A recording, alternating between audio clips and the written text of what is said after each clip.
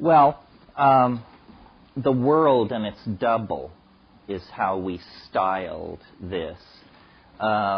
This is simply a high visibility, flashy way of reminding people whose eyes fall upon that text that the world has a double. The world is not entirely or completely what it seems to be. Culture, and by culture I mean any culture, anywhere, anytime, gives you the message that everything is humdrum, everything is normal. In other words, culture denies experience. You know, we all have had, and even a population of non-psychedelic people have had prophetic dreams, intimations, unlikely strings of coincidences, all of these sort of things. These are experiences which cultures deny. Cultures put in place, I'm sure you've heard this word, a paradigm. And then what fits within the cultural paradigm is accentuated, stressed, and what doesn't fit inside the cultural paradigm is denied, marginalized, argued against.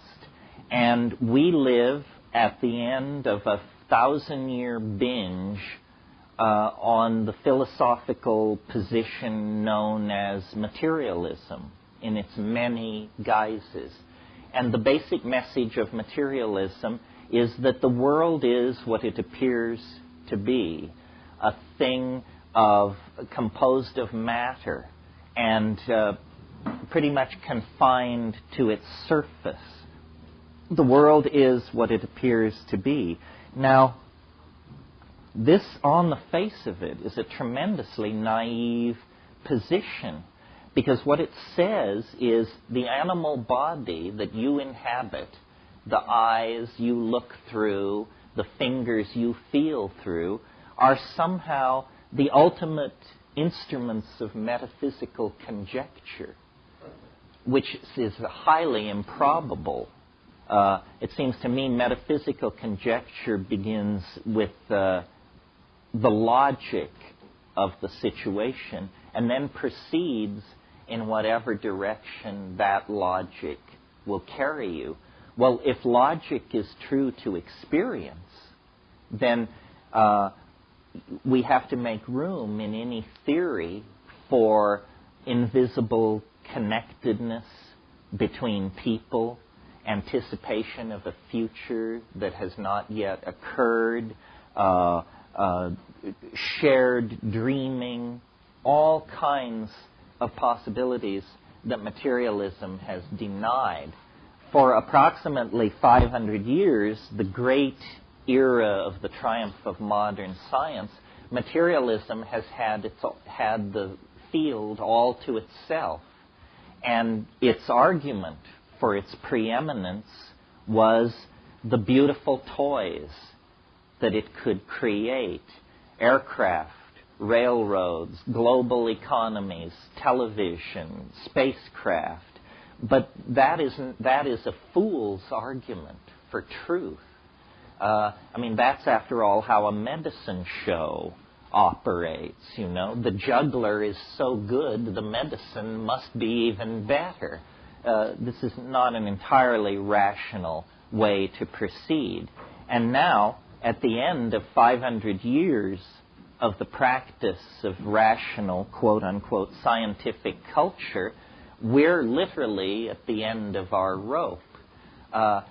Reason and science and the practice of unbridled capitalism have not delivered us into an angelic realm. Quite the contrary. They've delivered 3% of us into an angelic realm, completely overshadowed by guilt about what's happening to the other 97% of us who are eating it. It's not a pretty picture, modern civilization. Most people in the world today are quite miserable. actually. They have very little hope. Their religions, their traditional value systems are being eroded by Dallas and Hawaii Five-0, which are on the village television every night.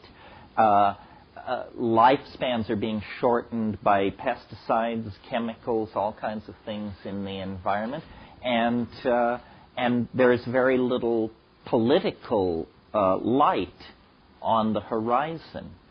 So I believe that it's reasonable, looking at this situation, to say that history failed and that the grand dream of Western civilization has in fact failed.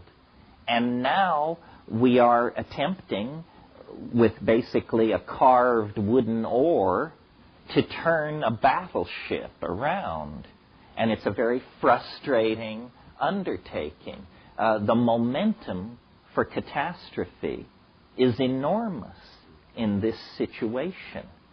But it's not 100% certain that catastrophe is what we're headed for, because we are not 100% unconscious. There are people struggling to figure out how to control population, struggling to figure out how to balance the relationship between the masculine and the feminine, struggling to bring amelioration of hunger and disease to various parts of the world. So we're in essentially a tragic situation. A tragic situation is a catastrophe when you know it, you see. And part of the Western impulse has been to subjugate all other cultural styles to our own.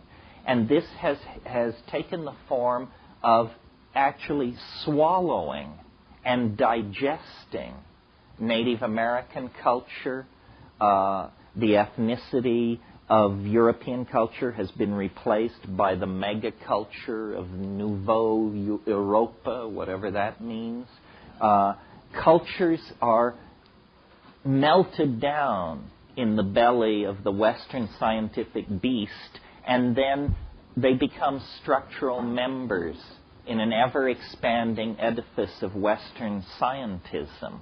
However, the psychedelic experience, as practiced by shamans in many, many parts of the world, is apparently a bite too large to swallow.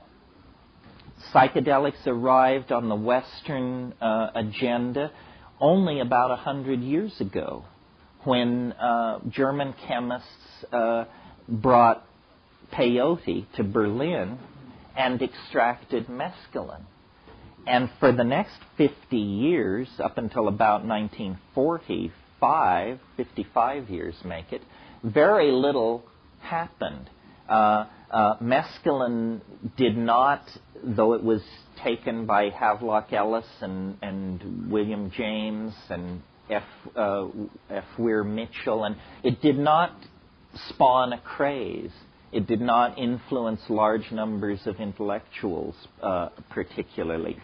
Then in the 40s, LSD was discovered. In the 50s, DMT and psilocybin were discovered. And then in 1966, all these things were made illegal. There was no real opportunity for Western science to grapple with these things before they were decided to be too hot to handle, made not only unavailable to people such as you and I, ordinary people, but taken off the agenda of scientific research.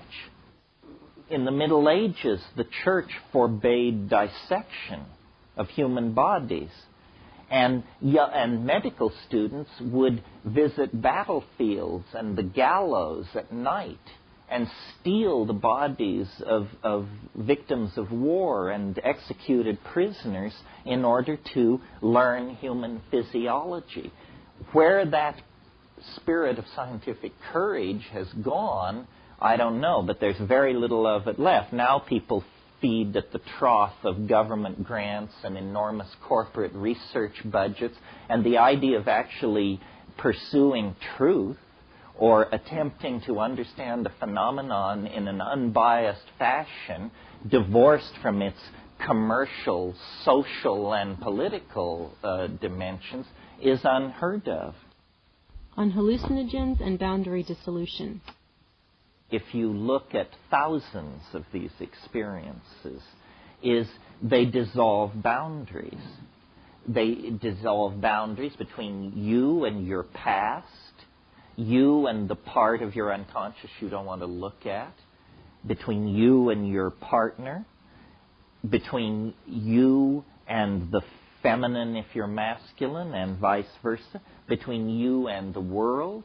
All the boundaries that we put up to keep ourselves from feeling our circumstance are dissolved.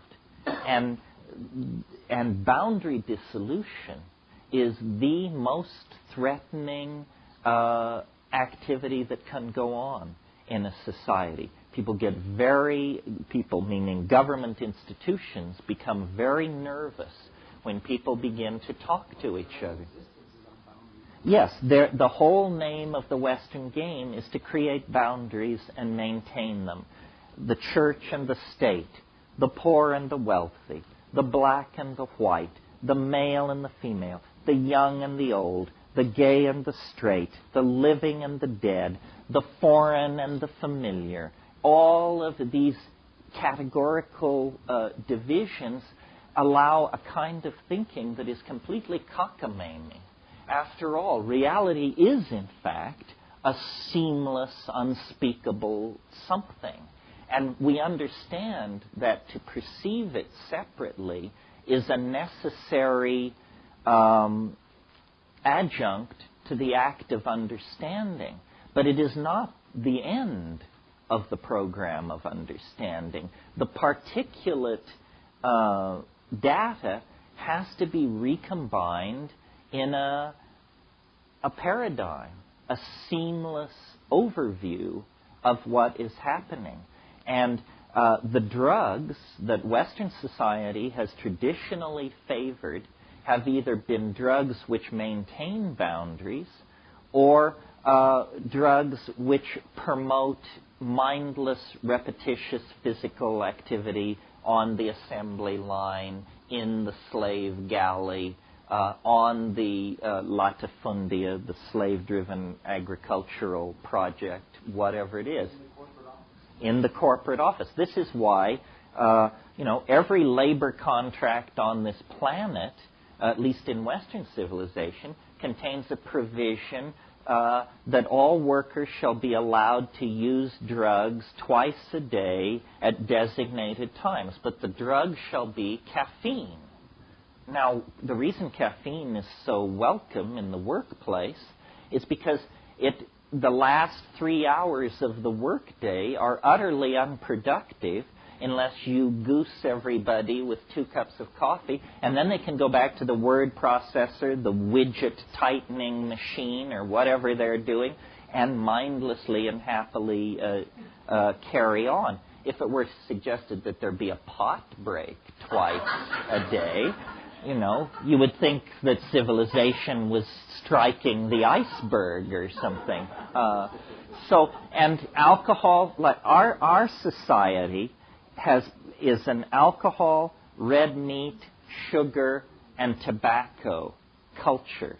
And all of these are forms of speed, basically, in the way that we use them. I mean, yes, you can tranquilize yourself on alcohol, but you're pushing toward levels where a lifetime of tranquilizing yourself on alcohol will be a short lifetime if you use it that way.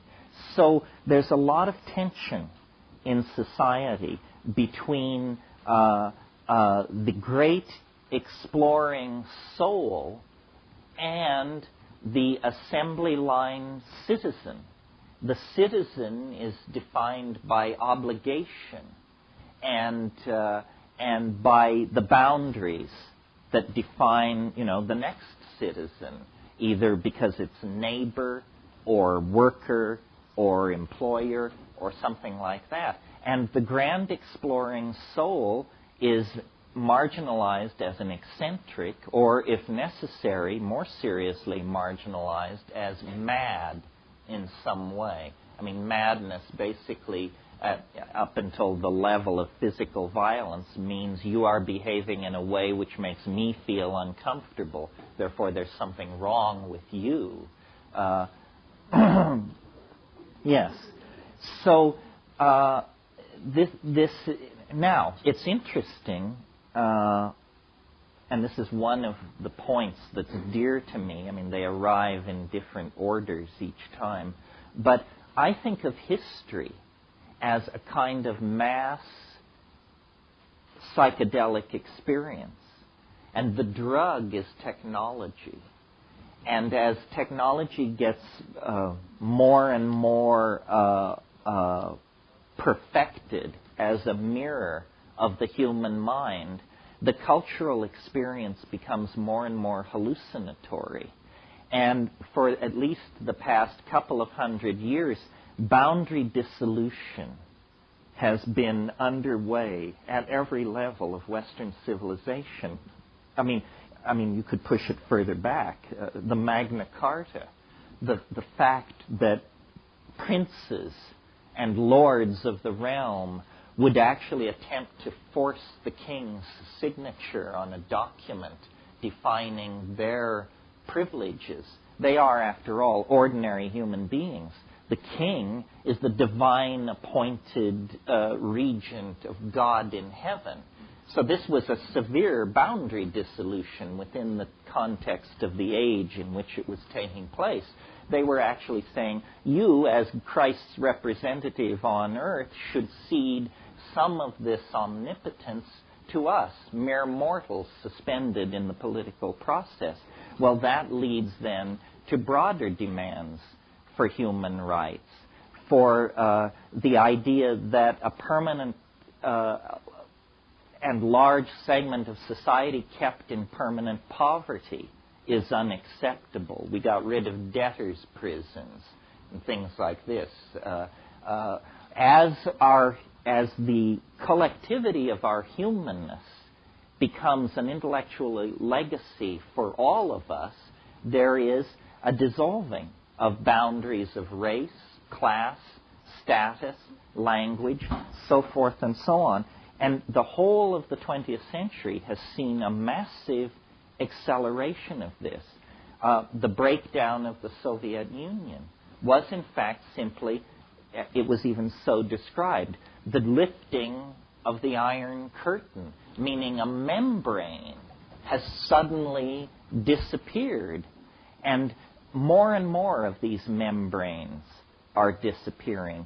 And what is emerging then is a more and more psychedelic experience, meaning a sense of acceleration of information flow, a sense of rising ambiguity about what it all means. Everything seems to carry both a good facet and a detrimental facet. The ambiguity of everything is increasing. The connectedness of everything is increasing. And I will argue later in the day that this is a general tendency of the time and space in which we are embedded, and that we ourselves are a reflection of this. Where is life carrying us? What is this all about? Is it carrying us toward extinction so that the rest of nature can heave an enormous sigh of relief and then get back to the business of nest building, mating flights, and oviposturing, and whatever it is that they're doing out there? Or is it carrying us toward some kind of a transition?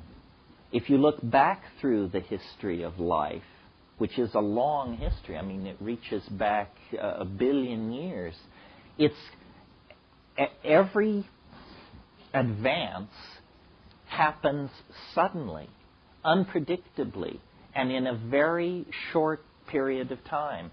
some of you who stay tuned to the scientific literature may have noticed this series of articles that were around last week about what they're calling the Big Bang of biology.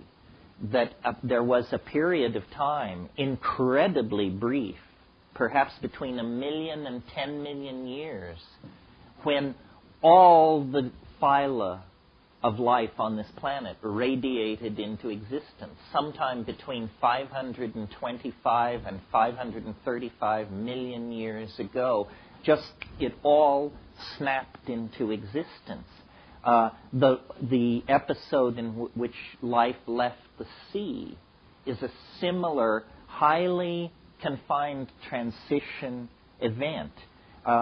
People recently have written about what they call punctated or punctuated evolution.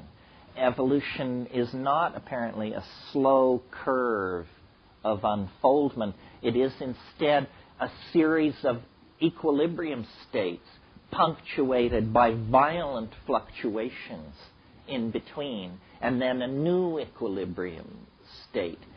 So history, I believe, is not an aberration any more than leaving the sea could be called an aberration of marine existence.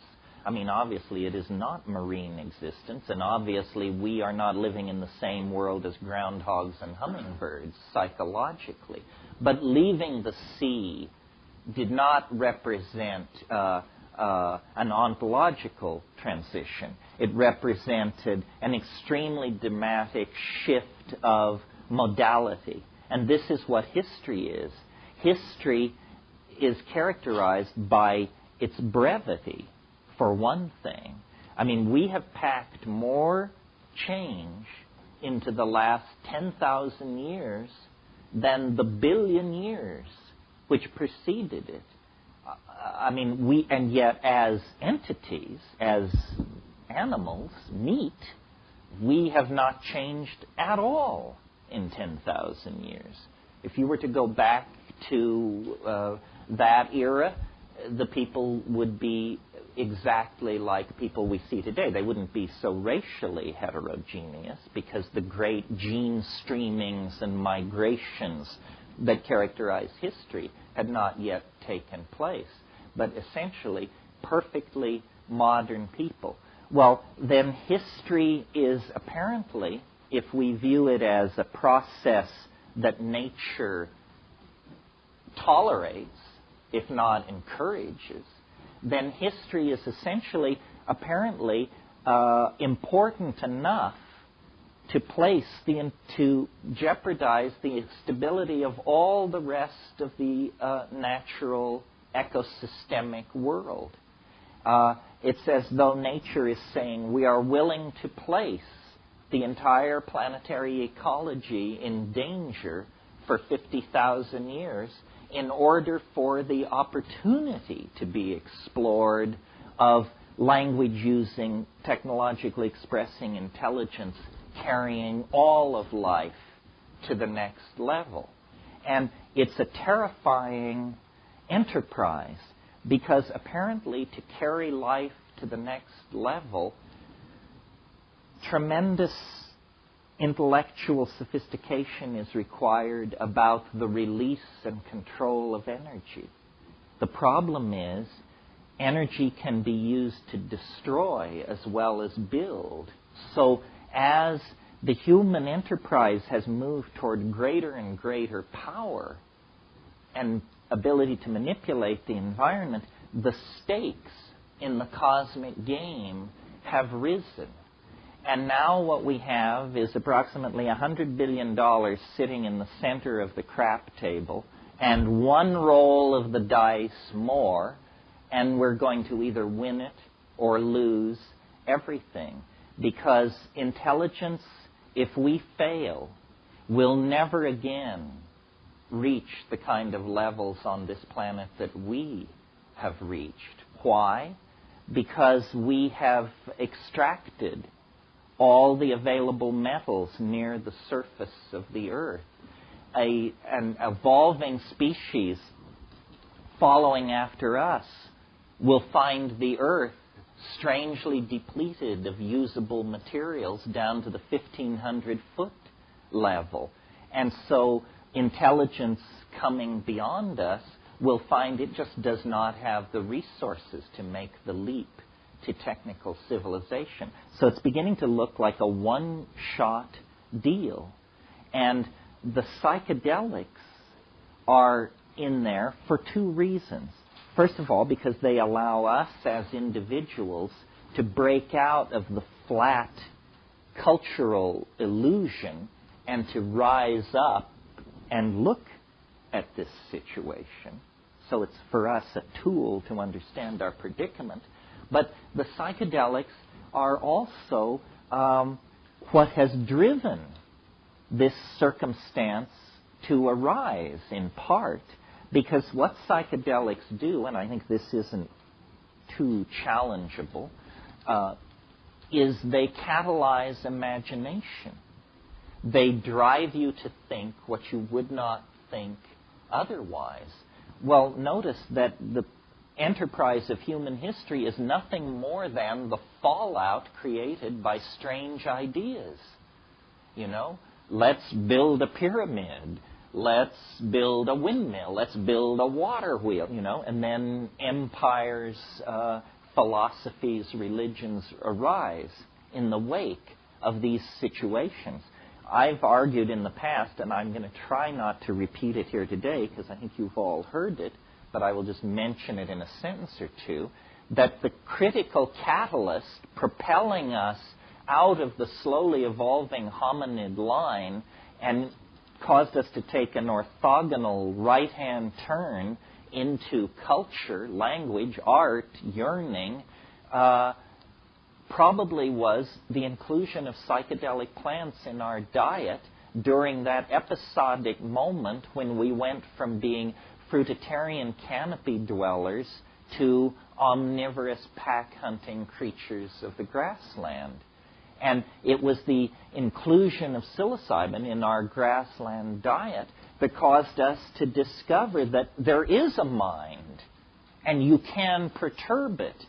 I mean, think about, I don't think you could discover consciousness if you didn't perturb it, because, as Marshall McLuhan said, whoever discovered water, it certainly wasn't a fish.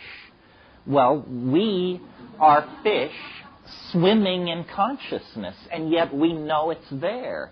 Well, the reason we know it's there is because if you perturb it, then you see it. And you perturb it by perturbing the engine which generates it, which is the mind-brain system resting behind your eyebrows. If you swap out the ordinary chemicals that are running that system in an invisible fashion, then you see it's like dropping ink into a bowl of clear water. Suddenly the convection currents operating in the clear water become visible because you see the particles of ink tracing out the previously invisible dynamics of the standing water.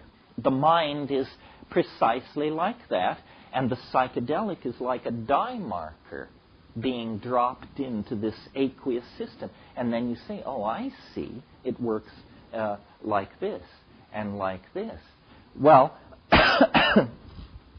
if psychedelics are a catalyst for the imagination, and if history is driven by the imagination, it is driven through the fallout from the imagination, which is technology and culture. Technology and culture are the consequences, the derivatives of the ratiocination of the mind. And technology has, like biological life, but on a much faster or accelerated time frame, technology has this weird tendency to transcend itself, to bootstrap itself. You know, if you have a cart then it implies better wheels, better bearings, better structure, and then higher speed, more control, more feedback from the machine. That means we need gas gauges, RPM readouts, so forth and so on. Technology, strangely enough, created by a biological creature, has itself this self-transcending quality, but ever accelerating. This is the important point, because the ever-accelerating accretion of technology means that history is strangely foreshortened at the future end, because it happens faster and faster. It's like a process that begins very slowly, but once started has the quality of a cascade, the rate at which falling bodies move. 32.5 feet per second. Each second it accelerates to twice the rate of infall that was occurring in the previous second. Technology is like this. And we now are in a domain where if we attempt to propagate technological development forward 50 years, it becomes unmanageable as an intellectual task. We can talk about the automobile, what it might look like 50 years from now. It would float, it would go 500 miles an hour, it would be guided by your mind, so forth and so on, these kinds of ideas. But when you think that every artifact of our world will undergo that kind of transformation, and that the synergy among these transformed objects will create phenomena and situations that we can't anticipate. That's the key thing. Our inability to anticipate the synergies between our technologies. I mean, the computer, LSD, spacecraft, holograms, organic superconductivity. Those are just 6 areas where the integration of those concerns will produce unimaginable consequences. Yeah. The ultimate boundary dissolution is the dissolution of ego. I mean, we straight people hope that they never meet it except at death. Of course, they don't realize going to sleep at night is a kind of ego dissolution. But the government is expressive of this dominator culture that we're living in. The ego is a very recent invention, and its hold on reality is very tenuous, and consequently it walks around imbued with fear. I mean, it feels itself to be a mouse in a world of dinosaurs. That's because it's a very recent development.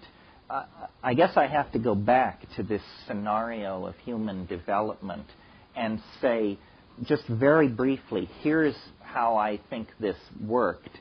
I'm not going to run through the whole evolutionary scenario, but this thing about ego.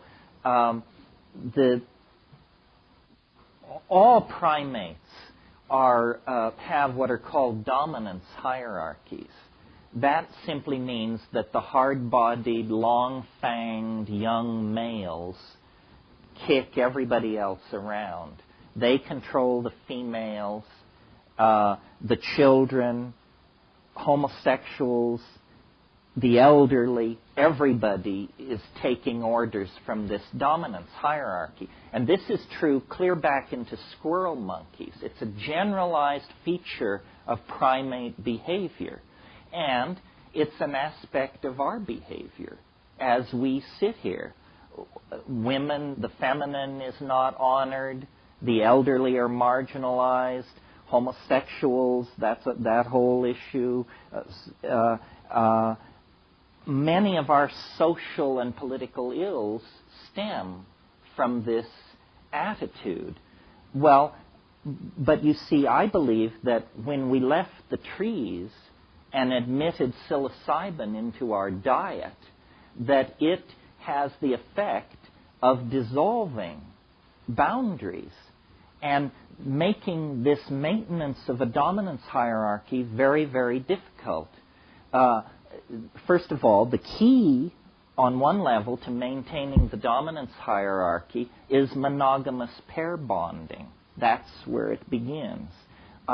If in a society taking a lot of psilocybin, monogamous pair bonding breaks down because of CNS activation and sexual arousal.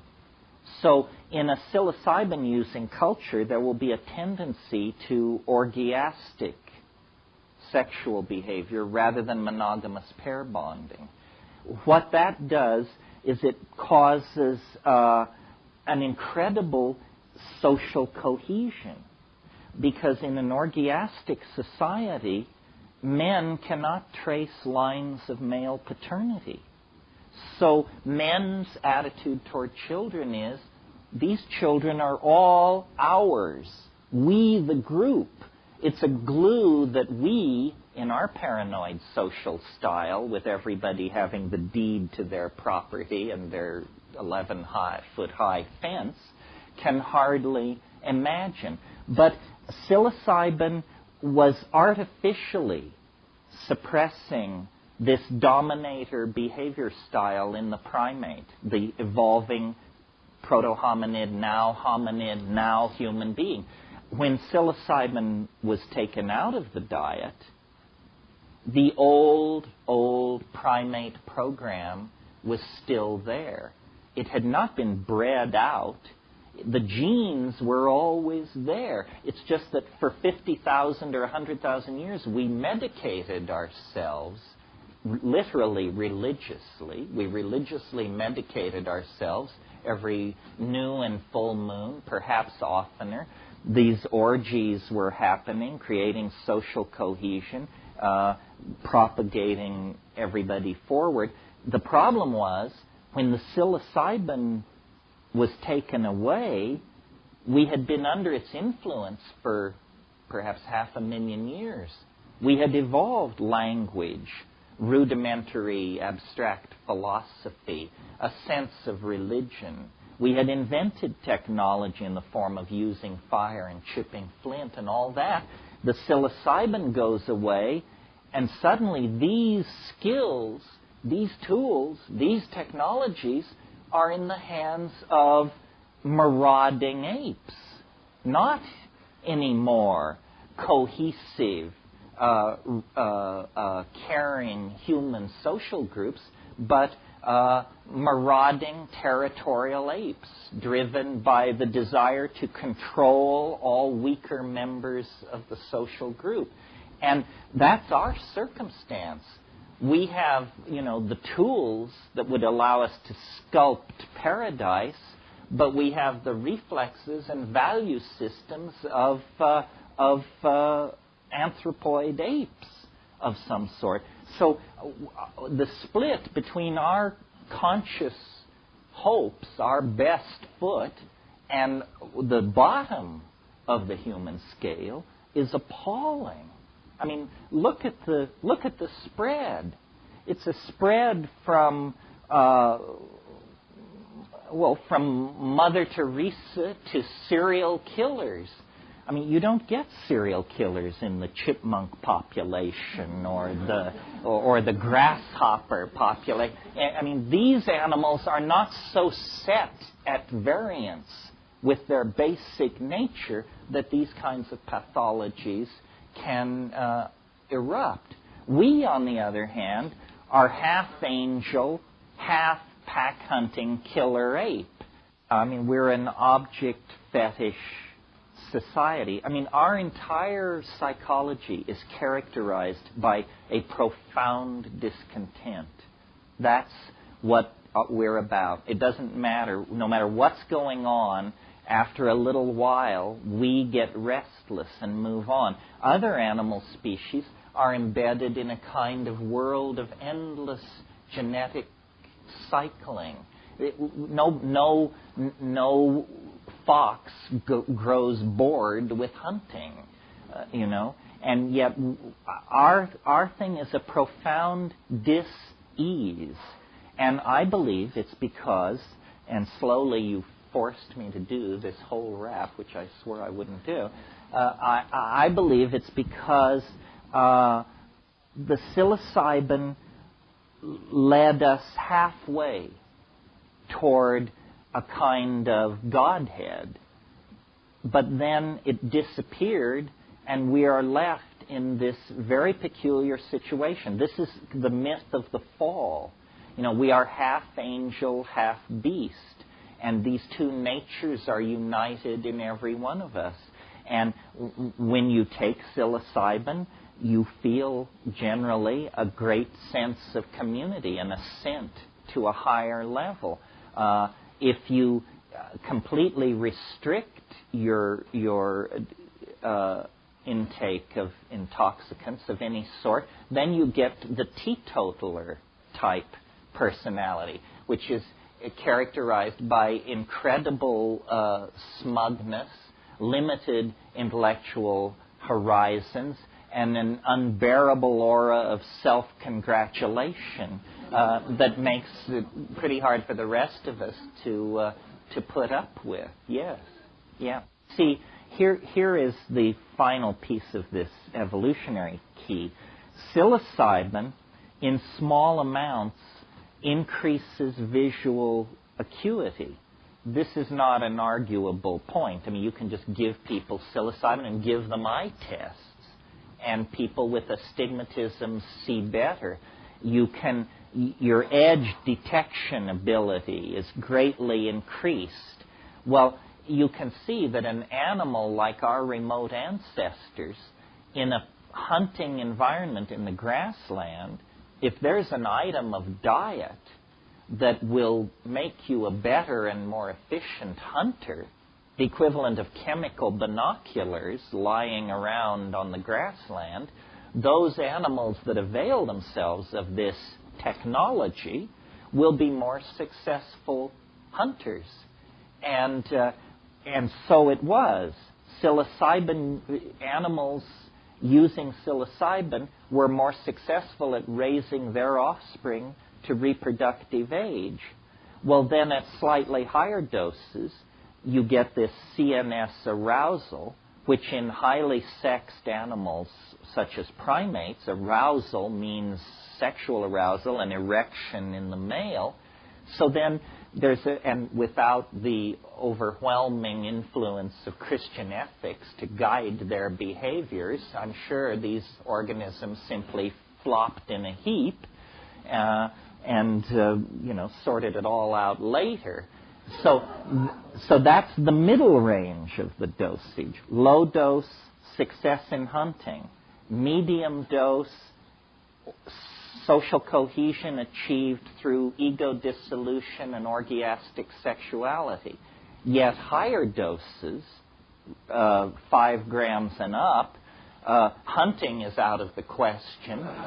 Sex is out of the question. You're just nailed to the ground by the campfire, and in the course of the evening you discover religion, philosophy, art, and all of that. So here is a unique chemical that at every dose level synergizes activity that leads to greater coherency and self-expression. The driving of the imagination. Yes, in the question back here, you said we can't create what we can't conceive of. This is why what the psychedelic experience does, really, is it stretches the envelope of the imaginable. I mean, what can be imagined can be created. What cannot be imagined is not part of the play. So psilocybin really was a stimulant for the production of intellectual product in the form of songs, rituals, dances, body painting, abstract ideas. All of these things are what we are most unique. Well, that's how it seemed to me. It seemed to me culture is a shabby lie, or at least this culture is a shabby lie. I mean, if you work like a dog, you get 260 channels of bad television and a German automobile. What kind of perfection is that? Our secular society, religion is completely devalued, and consumer object fetishism is the only kind of worth that we collectively recognize. I'm sure you've all seen the T-shirt that says, "He," notice he, "who dies with the most toys wins." That is, in fact, the banner under which we're flying here. And the level of unhappiness is immense. I mean, the level of unhappiness among the poor, they've always been miserable. But we've managed to create something entirely new in human history, an utterly miserable ruling class. I mean, there seems no excuse for that. Well, I guess this leads us to a subject worth talking about, which is it's very important to talk to the state or the substance. Or if you don't talk to it, it won't talk to you. It follows the rules of ordinary etiquette, and it does not speak to strangers. But if you will say to it the simplest thing, like, "Hello?" then it will say, "Hello." And you say, "Is someone there?" He says, "Yes, ready and willing, what's up?" But if you don't speak to it, it won't do that. That is, to my mind, the strangest property of psilocybin is this speaking in English business. I mean, LSD doesn't do that. Ayahuasca doesn't do that. Psilocybin does, for some reason. This is not my illusion. Nearly everybody who's spent time with it has commented on this. On DMT, you see who you hear on the mushrooms. On the mushrooms, you almost never encounter something that you can see. You see hallucinations, but you do not see the author of the data stream that's saying, "Did you know? I'll bet you did know," the standard form of address. But on DMT, they come bounding out of the woodwork. The strangest things happen on DMT, the most intense, and you can remember them. DMT is not like a psychedelic drug in the sense that you're getting into the contents of your hopes, memories, fears, and dreams. It's much more like a parallel continuum. It's much more as though you've broken through to some alien data space. One of the most puzzling things about DMT is it does not affect your mind. It simply replaces the world 100% with something completely unexpected. But your relationship to that unexpected thing is not one of exaggerated fear or exaggerated acceptance, as in, "Oh, great, the world has just been replaced by elf machinery." Your reaction is exactly what it would be if it happened to you without DMT. You're appalled. You say, "What happened?" Because you don't feel your mind moving. You just see that the world has been replaced by something that you could not have even conceived of or imagined before. And these entities, these things which look like dribbling, self-dribbling jeweled basketballs, something that the NBA might take an interest in, you see them, and they present themselves to you. They use language to condense visible objects out of the air. Now, I don't know why they're doing that. I mean, perhaps on one level, I assume that they're trying to teach you to do that. On another level, they seem to be giving a demonstration of the fact that reality is made of language. They're saying, if you don't believe reality is made of language, here, I'll make you one. And then blibbledy-blibbledy-blip, and there it is. And they hand it to you to be passed around in, slack-jawed amazement among the human beings. This technology that they possess of these objects made of gold and emerald and chalcedony and agate that are morphing themselves even as you look at them are, technological dream come true. I mean, the lapis as elf excrescence or something like that. And why they're there, I don't know. And, many, many questions. Where are they when you're not stoned? Do they have an autonomous existence somewhere? Or do they spring into existence a microsecond before you encounter them? Are they rooted in the dynamics of your psyche? Or are they no more rooted in the dynamics of your psyche than the World Trade Center? It's not clear. I mean, I think I mentioned at some point, just briefly, that the archetype of DMT is the circus. These things are clowns at one level. They're clowns. I mean, when you think of the circus, it's a very complex archetype. The circus is for children. It's a delight. But then, and you take a child to a circus and there are 3 rings and absurd clown antics going on. But then you lift your eyes up to the top of the tent, and there the lady in the tiny spangled costume is hanging by her teeth, working without nets. It's about Eros and death. I think my first awareness of Eros was being 3 or 4, and these women in these tiny costumes spinning around and realizing, if she falls, she dies. And then away from the center ring and all this action, there are the sideshows, the goat-faced boy, the thing in the bottle, the Siamese twins, and Fuzzy Charlie. All of that is also very DMT-like. It really is the archetype of the circus. I can remember when I was a kid in this small town in Colorado, every year at the 4th of July, the carnival would come to town for a week and set up, and we anticipated it throughout the year.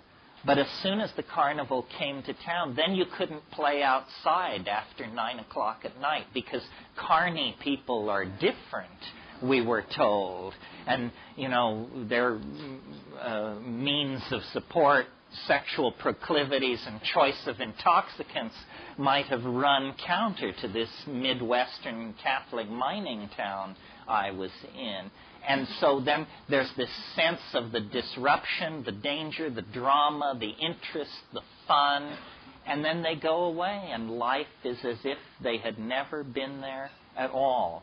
And that's what DMT is like. I mean, it's a secret of such magnitude that it's inconceivable how it has ever been kept. Because, in a world where information was fairly weighted, we would spend as much time talking about DMT as we spend talking about, I don't know, the West Bank or something. And as you see, by studying our newspapers, DMT is rarely, if ever, mentioned. I mean, never would be a good rule of thumb. The Western mind is very queasy around these experiences that cast into doubt its cherished illusions about how reality is put together. And when you get to DMT, you have hit the main vein. I mean, I hold it in reserve as the ultimate convincer. I mean, there are these people running around, who say, oh, you people who are into drugs, give me a good branch whiskey and a little TV. I think you're deluding yourself. Say, do you? Well, have you got 5 minutes to invest in this proposition, my cheerful friend? Because if you do, have I got news for you. It also seems to me, considering the fact that DMT is a naturally occurring neurotransmitter, that you return to the baseline of consciousness in 15 minutes, that it's utterly harmless. What's the matter with our critics? Why are they so phobic of it? What is it? Are you tainted forever if you know the position of your enemy?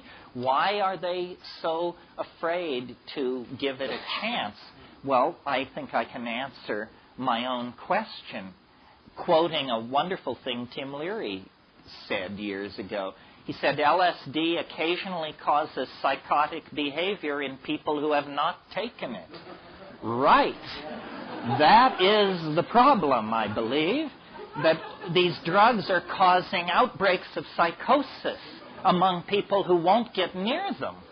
And they are turned into frightened, paranoid order freaks reaching for, extra-legal and extra-constitutional means to make your life hell. Obviously, their minds have been severely bent by the absence of this drug. However, the knowledge of it seemed to practically undo them. Next, Terence discusses the potential teachings of DMT. The first teaching is priceless. It's that the world is beyond your ability to conceive or imagine. So give up any short-term plan to conceive or imagine. I think really the worth in these psychedelics is simply that they allow you to triangulate upon reality. In other words, if all you've got is awake and asleep, you can't go far with that. But if you've got awake, asleep, and DMT as points, you can build a much more dimensionally rich model of consciousness. I think that it has to do with your own intelligence. Truly stupid people aren't interested in psychedelics because they can't figure out what the point of it is. It feeds off intelligence. It's a consciousness-expanding drug. If you don't have any consciousness, it can't expand it. And I've met people who say, yeah, well, all this stuff and big bugs talk to you and say strange stuff. You say, yeah, well, you should have paid a little attention. It's amazing to me how people don't seem to, the less intelligent you are, the less challenging the psychedelic experience becomes, because the less capable of entertaining the implications you are. Because you just say, well, yeah, a lot of bright lights, and there's some talking bugs, and spaceships, and I don't know, Well, it's because I guess it's because those people are so ingrained in cultural values that they assume it's not real. They assume it's a trip, whatever that means. It means you have permission not to take this experience seriously. It's a trip. But what I've noticed is that based on quantum mechanics' need for an observer as part of any system, that's big news for our field of study, because what it means is hallucinations are as real as anything else. A hallucination is not like a Chevrolet, but on the other hand, a Chevrolet is not like a hallucination. Why should we demand that these things co-map over each other? A hallucination is a species of reality, as capable of teaching you as a videotape about Kilimanjaro or anything else that falls through your life. The question is, does DMT talk to you the way psilocybin does? It's interesting that these two compounds so closely related to each other. Both have something to say about language, but they say it in precisely opposite ways. Psilocybin, it's a teaching voice that speaks to you in your language. I had a very interesting experience that was an example of this to me. When I first started growing mushrooms, I had to do a lot of batch testing. And so I was taking mushrooms a lot. And I would get into these places with it where it would say, da-da-da-da-da-da-da-da-da, says, da-da-da-da-da-da-da-da, says. It would make these declarative statements, and then it would always put the word says on the end of the sentence. I thought, weird, but what do you expect of a talking vegetable? What's weird and what isn't? So then I heard Wasson's publication called Maria Savina and Her Mushroom Velada. It's a set of 6 tapes of a mushroom session that Maria Savina did in 1956. So here is Maria Sabina raving in Mazatec, and it's going along like this. Da-da-da-da-da-da-da-da-da, suh. Da-da-da-da-da-da-da-da-da, suh. And I look in the interlinear translation. Suh means says in Mazatec. So she's hearing it in Mazatec. I'm hearing it in English. So that's what psilocybin is capable of. What happens with DMT is it doesn't speak to you in English. It speaks to you in Elfish, and you understand. And under sufficiently hyped up conditions, you are able to reply. In other words, psilocybin pushes your brain state towards some kind of spontaneous glossolalia. And I think that this probably is mixed up with the generation of language itself. Because what happens on DMT, on high-dose DMT, is these machine elves, these dribbling basketball things, they use this musical sing-song language to make objects, which they then show you. They're like machines or animals or crystals or crosses between, consomme and something else. They have these opalescent depths. They're neither matter nor mind, neither solid nor liquid, but they make these things and set them loose in this environment, and these things themselves are emitting language and making other things. So they make machines which make machines. Everybody's chattering, squeaking, crawling over each other, clamoring for your attention. And what they're trying to do is to get you to produce this glossolalia for some reason, which I cannot imagine why. When you're stoned and you do the glossolalia, it's an incredibly pleasurable experience. But so might be eating an orange or having sex if you were to do it at that moment. You can't tell. But you can make this funny pseudo-linguistic stream of syllables that's very, very satisfying. And, it has a bit of art in it. I think probably we invented language long before meaning, and that it was some very practical person who got the idea that the music could have words, and that before that it was simply verbal amusement. After all, the most readily at hand musical instrument is the human voice. I think that language as we practice it this afternoon in this room is an uncompleted enterprise, that language wants to be visual. It is in transition. Remember, it's from the silence of prehistory to the visual language beyond the eschaton, and the overlapping of silence and visual language gives you audio language.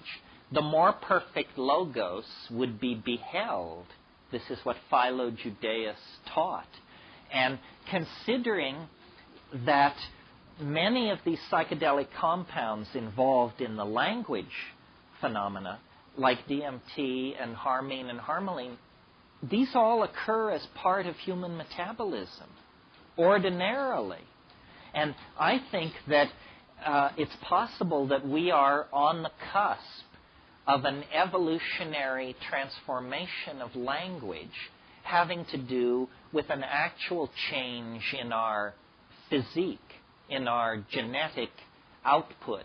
Because why is it that monoamine oxidase inhibiting compounds like harmaline, specifically 5-methoxy-tetrahydroharmalan, occurs in the pineal gland, and is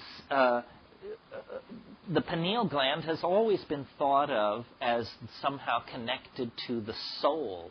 It was the seat of the soul for Descartes. And I think that maybe what history is the rather muddled situation that occurs in an animal species while it perfects a true language. And that we're not there yet, folks, because a true language is beheld. I think that the real nub of what we're trying to get at here is that the world is mental in some way that we do not yet understand, but that which we're edging toward understanding. And the world is made of language. I can't say that enough. And so whenever we get into these discussions about reality or effects in space and time, we are operating outside this assumption that the world is made of language. If the world is made of language, it's very hard to figure out just where the edge of it is. I mean, do we really need to believe in the existence of distant galaxies like NGC 245 if, in fact, the world is being produced in the human cerebellum as a phenomenon of language? What exactly is the ontological status of these distant parts of the universe that register only as the faint tracings on our instruments, then interpreted through the fishy fiat of a bunch of stacked up theories and formulas? I mean, did you know that the entire universe of radio telescopy, radio telescopes were invented around 1950. They've been used to build up our entire picture of the universe. Did you know that if you took all the energy that has fallen on all the radio telescopes on this planet since the invention of radio telescopy, that it would be less energy than is generated by a cigarette ash falling a distance of 2 feet? So that's where your data sample is coming from, that you've built up this model of exploding galaxies and colliding quasars and mega this and mega that. I mean, it's pretty flimsy stuff, folks, compared to the meat of the moment in which we find ourselves. Now, magical philosophies, which have about 50 to 100,000 years under their belt, as opposed to science, which goes back to the Renaissance, magical philosophies have always claimed that the world is made of language, that the world is a thing of words. And if you know these words, you can take it apart and put it together any old way you wish.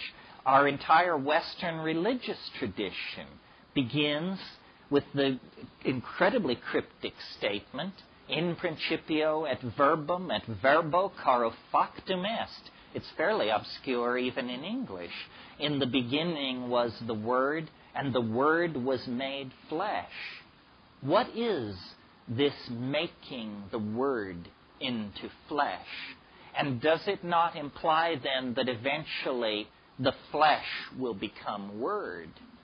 As I descend into mental disintegration and madness, I become more and more convinced that reality is more like a novel than a series of integrated tensor equations of the third degree, which is what physics would have us believe. The world is like a novel. It's a novel in which you are a character. And there's dramatic tension, plot, resolution, tragedy, nobility, betrayal, the whole gamut of emotions and human possibilities. And what we tend to do is always to marginalize first our own experience and then all human experience. So our model of reality is that the universe is a zillion somethings that direction and a trillion somethings that direction. We are tiny and insignificant. Our star is typical. Our galaxy is typical. Everything is utterly humdrum. And there's nothing going on here at all. Well, this is an incredibly dreary and disempowering model of reality. I would rather believe that if, in fact, what the universe is a novelty-producing and conserving engine, and if we define novelty as density of connectedness, then guess what? The human neocortex becomes the center of the cosmic drama, because the human neocortex is the most densely ramified and connected material object known to exist in the universe. So after 1,000 years of human marginalization, suddenly through the injection of science, there is permission to believe that the cosmic drama really is about us, that we really do carry the load in this play, that this is a play about the career and preservation of novelty and complexity, and thus we are central actors in that drama. And hence, if something were to happen to us and our enterprise, the universe would be vastly impoverished by that loss. Well, now we're on the brink of decoding the human genome, and we will use computers to do this because we're going to have to keep absolute track of millions of units, of strings of characters.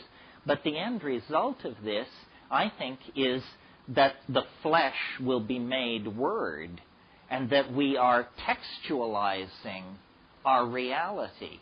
And this may be what all these French people are screaming about that we can't understand, the so-called deconstructionists, because they keep saying reality, it should be dealt with as a text. If you don't treat it as a text, you will entirely miss the point of it.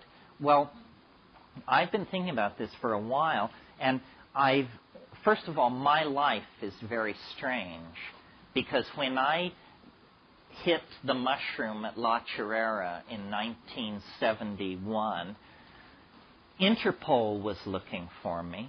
I had a price on my head. I had no money. I had blown my college education. I had no job skills. I had nothing. And that is, of course, as all folklorists know, the precondition for exaltation.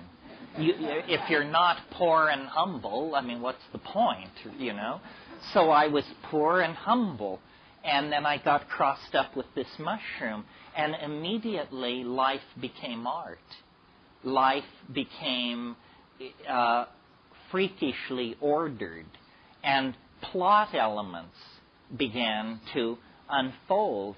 And I have in my mind a picture of the curve of my mission, if you want to call it that. And weirdly enough, reality has not yet departed from the curve. Now, the curve is getting steeper and steeper, and at some point, surely, reality and the curve will depart. Otherwise, decency forbids that I carry that thought further. But you do see what I mean, I think. And all of us are beginning to take textual control of our lives and be able to write the plot. You see, if what we're embedded in is a novel, or some work of art like a novel, then what you want to do is figure out who in the novel you are. I mean, if your name is Joe Blow, is the name of this novel The Lives and Worlds of Joe Blow? Or do you get to draw a bath for someone on page 230 and never be seen again? Now, as a character, the more conscious you become, the more you have free will within the context of the plot. I never understood this, and I'm not sure most people understand it. Like I grew up in Berkeley in the I was in Berkeley from 65 to 70, the golden age. I was so unconvinced of my own uniqueness that I never understood that the great drama that was unfolding around me, all I had to do was join, and I never joined. I thought it was spectator sport. I mean, I marched in the marches, I took acid, I got laid, I did all of those things. But what I mean by I didn't join is I didn't realize that the Grateful Dead were a bus ride away and that I could probably walk into that scene and make a place for myself. Or the Doors, or the Stones, or the Beatles. You pick it. In other words, I defined myself as a spectator rather than an actor. And we are all doing that far too much. You can get a lot rowdier than you are. You can make a lot more waves. There's been too much politesse and too much parlor etiquette exercised recently by the counterculture. It's perfectly all right to mix things up. It's perfectly all right to try and accelerate the plot. This will move your character nearer and nearer to the center of the action. And people have asked me then, is the goal to make yourself the novel about you? Is the goal to make the novel about yourself? I don't think so. The goal is to become the author of the novel. Then you can write any damn ending you want for your character or any other. And this becoming the author is this psychedelic detachment.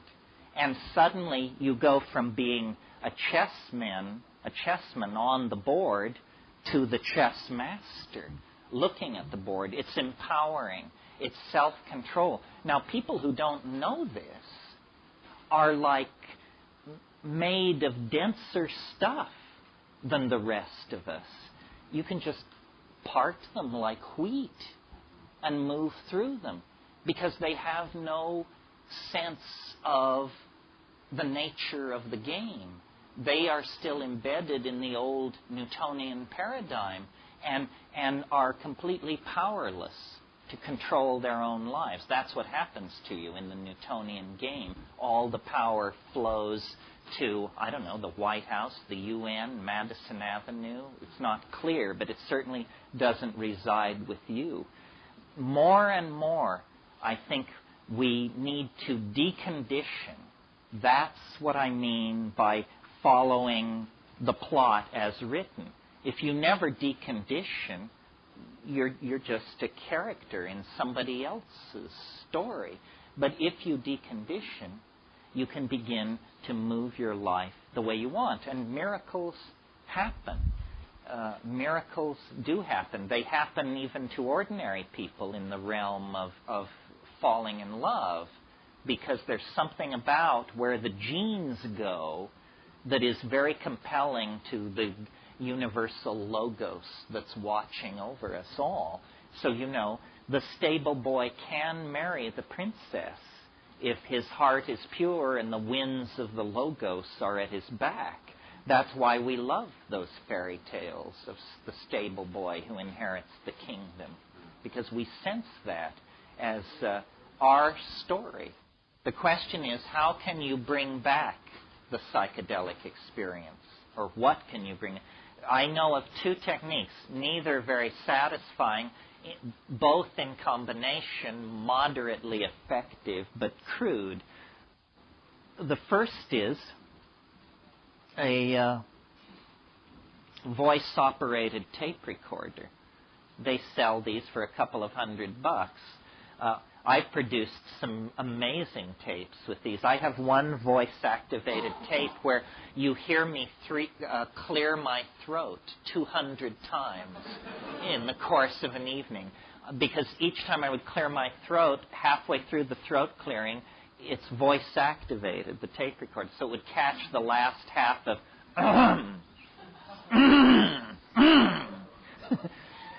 however, if you have presence of mind sufficient to speak English, this would be a more informative record of your experience. Yeah. And then the other technique, which is less technically dependent, is if you have an insight at a certain level of the experience, you have to repeat it to yourself at another level of the experience, and then another level. And by this incremental bucketing method, you can carry almost any insight out into the realm of the world. These insights often don't stand up to scrutiny. I had a really interesting experience just a week ago. I'm sure you've all had most of this experience, but I finally had it all. It's the experience of having a dream, a very, very complicated dream, the subject of which is the universal secret, which, if told, would transform everything. It's the "I've got it" phenomenon, and usually what happens is you wake up and it's gone just before you get consciousness to get... And you say, "My God, I understood everything. I had it down to a single statement. If I could articulate it, the world would never be the same." Well, this happened to me about a week ago, but by some miracle, I actually was able to hang on to the statement into consciousness. And I woke up and yelled this thing. My son was appalled. I mean, it was 6:30 in the morning, and I was able to get it out. I hope you're ready.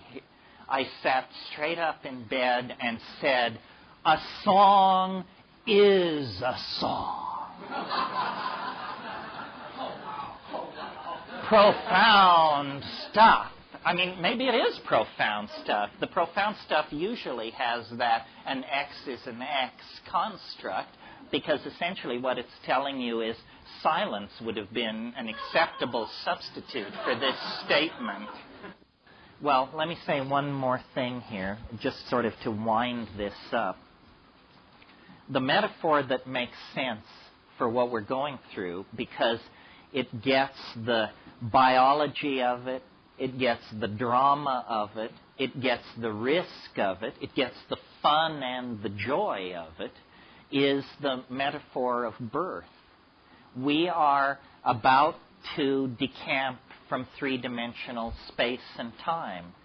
Yes, the earth is the cradle of mankind, but you can't live in the cradle forever.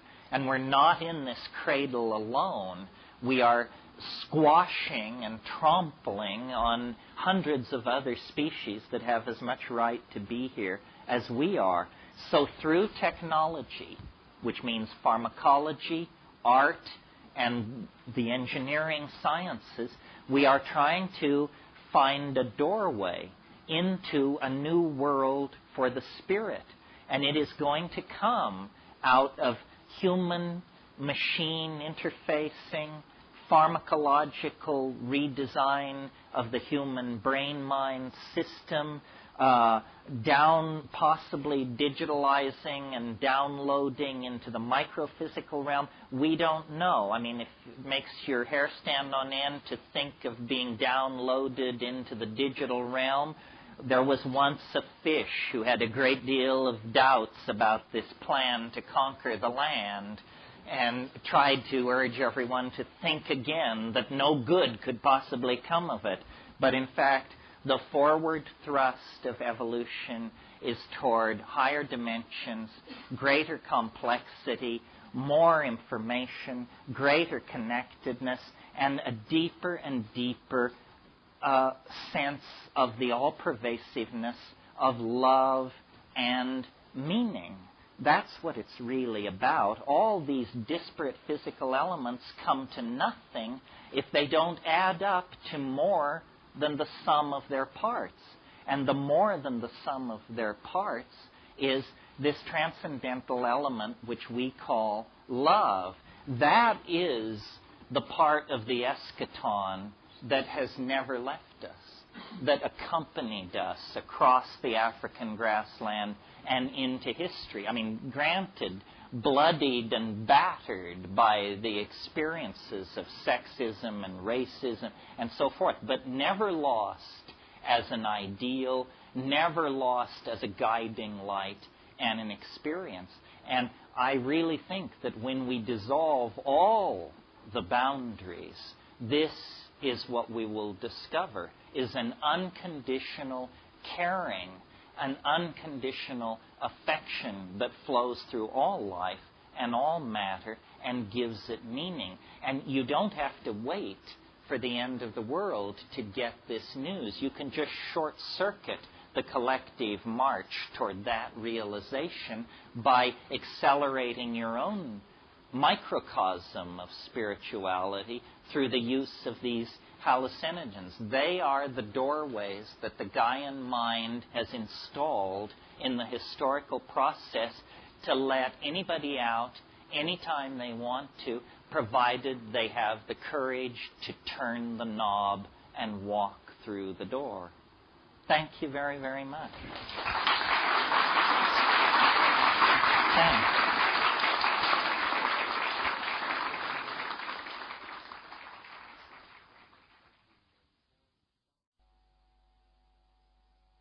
I don't like the part of what I do that is a cult of personality.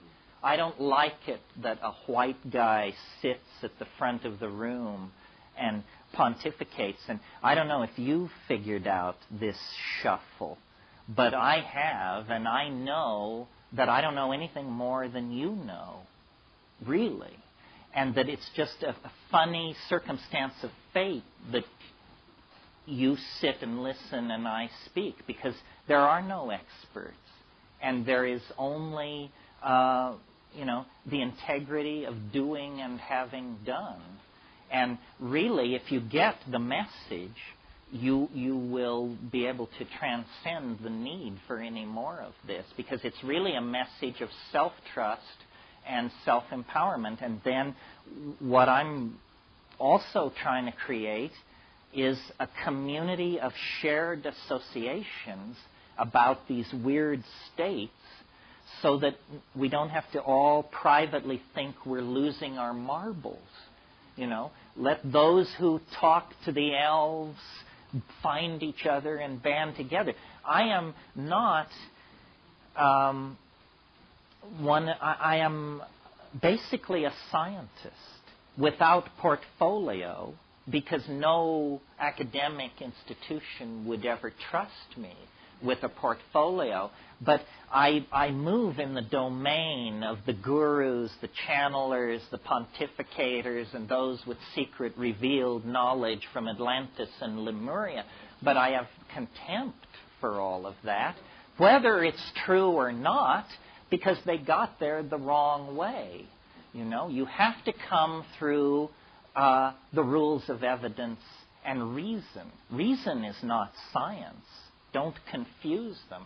I'm very much a critic of science and the scientific method, but I don't think reason can be tossed out with that bathwater. What is being proposed here is that we're on the brink of the discovery of another world, a world as potentially transforming of our world as the discovery of the Western Hemisphere transformed European civilization in the 1500s. But the world that we're about to discover is inside the mind. It's mental real estate. We who have made consciousness our game by building cities, elaborating literatures, tossing up religions, and setting armies marching, we who have made consciousness our game have barely scratched the surface of human consciousness. And it's not like we haven't had a crack at it. I mean, these yogins have been over there digging away for millennia. Egyptian religion, Kabbalism, alchemy, Western traditions of mysticism. And I am a connoisseur of all that, don't get me wrong, but what astonishes me is how embryonic it all is. We are not the tired inheritors of an ancient and sophisticated civilization in its twilight, which is what they're all telling us. We are the know-nothing, fresh scrubbed babes who are the new kids on the block who haven't got a clue as to what the human enterprise could really be about. And we are coming now through a very narrow historical neck where the accumulated stupidity of the last 5,000 years, the dues now have to be paid. It ain't fair. We didn't do it. You know, we didn't bring the slaves from Africa. We didn't invent oligarchy. We didn't do all these things. Nobody's interested in our whining about how we didn't do it. It's in your face. And it's clearly a crisis of two things, of consciousness and of conditioning. These are the two things that the psychedelics attack. We have the technological power, the engineering skills to save our planet, to cure disease, to feed the hungry, to end war. But we lack the intellectual vision, the ability to change our minds. We must decondition ourselves from 10,000 years of bad behavior. And it's not easy. I mean, imagine, I don't know how many of you have ever confronted the fact that you were addicted to something. And some addictions are really serious. If you've ever been addicted to tobacco or heroin, I'm sure you know what I mean. Well, then imagine a global population addicted to a drug, the use of which is killing us, but we can't, there's no doctor saying you should. There's no rehab clinic to go to when you're a species. We are on an absolutely destructive bender that will end with the death of the earth, the impoverishment of its animal and plant population, and the collapse of our civilization into scarcity unless we can somehow restructure our psychology and get hold of ourselves. And psychedelics are the only thing I've ever seen work on an individual level to do that. In the early 60s, they were curing 75% of chronic alcoholism cases that they treated with LSD. They were curing with one dose of LSD, one 500 microgram dose. Well, now, obviously, LSD is not a magic bullet for alcoholism. That's a preposterous idea. It's simply that you take LSD, and if you're a chronic alcoholic, you review your life, and you notice that you're killing yourself. And then you say, my God, I am killing myself. If I don't stop what I'm doing, I will be dead. That's the strongest motivation to character rehabilitation there is. And that's what we have to carry into the domain of public debate. I can't believe how constipated American institutions are. I mean, here we are under the aegis of a great crusading reformer from Arkansas. A new order in human affairs has dawned, but they suggest closing an air base out at Sacramento, and there are editorials as to whether we can survive the shock of this massive change. Well, I've got news for you. You better do your change-related calisthenics if that was heavy lifting, because what you've got coming at you is something very, very different. We are now in a position to actually make something of ourselves, extend the design process to human destiny. and produce something that will redeem 10,000 years of pogroms and migrations and attempted genocides and pointless wars and stupid religions that make people hate themselves and all the rest of it. If we're going to redeem that legacy, then we have to do something quite spectacular. Okay, now I will talk a little bit about what I've learned from psychedelics. I feel self-conscious doing it, but on the other hand, wouldn't it be stupid for me to talk about what you've learned from psychedelics? That would add presumption to the sins already arrayed here. There are different models about what the psychedelic experience is. Here's a couple. Building on Western psychotherapy as elaborated by Freud and Jung, one view of what psychedelics are is it's the part of your mind that you'd rather not do business with. It's the memories of childhood neglect or abuse. It's repressed, kinky fantasies. It's, in other words, the Freudian idea of the unconscious, that somehow these are drugs which dissolve the boundary between conscious and unconscious mind, and then you can do accelerated psychotherapy because resistances have been pharmacologically overcome. That's one model. It's good as far as it goes. It just doesn't go far enough. Then there's another model, which I would call the traditional or shamanic model. And it says the cosmos is a series of levels, and these levels are connected by vertical routes of access, which can be thought of as simply flights through space, or magical trees, or magical ladders. Anyway, there's an image of ascent. And ordinary people exist on only one of these levels. But a shaman is not an ordinary person. A shaman is a superhuman person who has the power of animal allies behind them, and they can go up and down in these elevators that move between levels, and they can therefore recover lost souls, see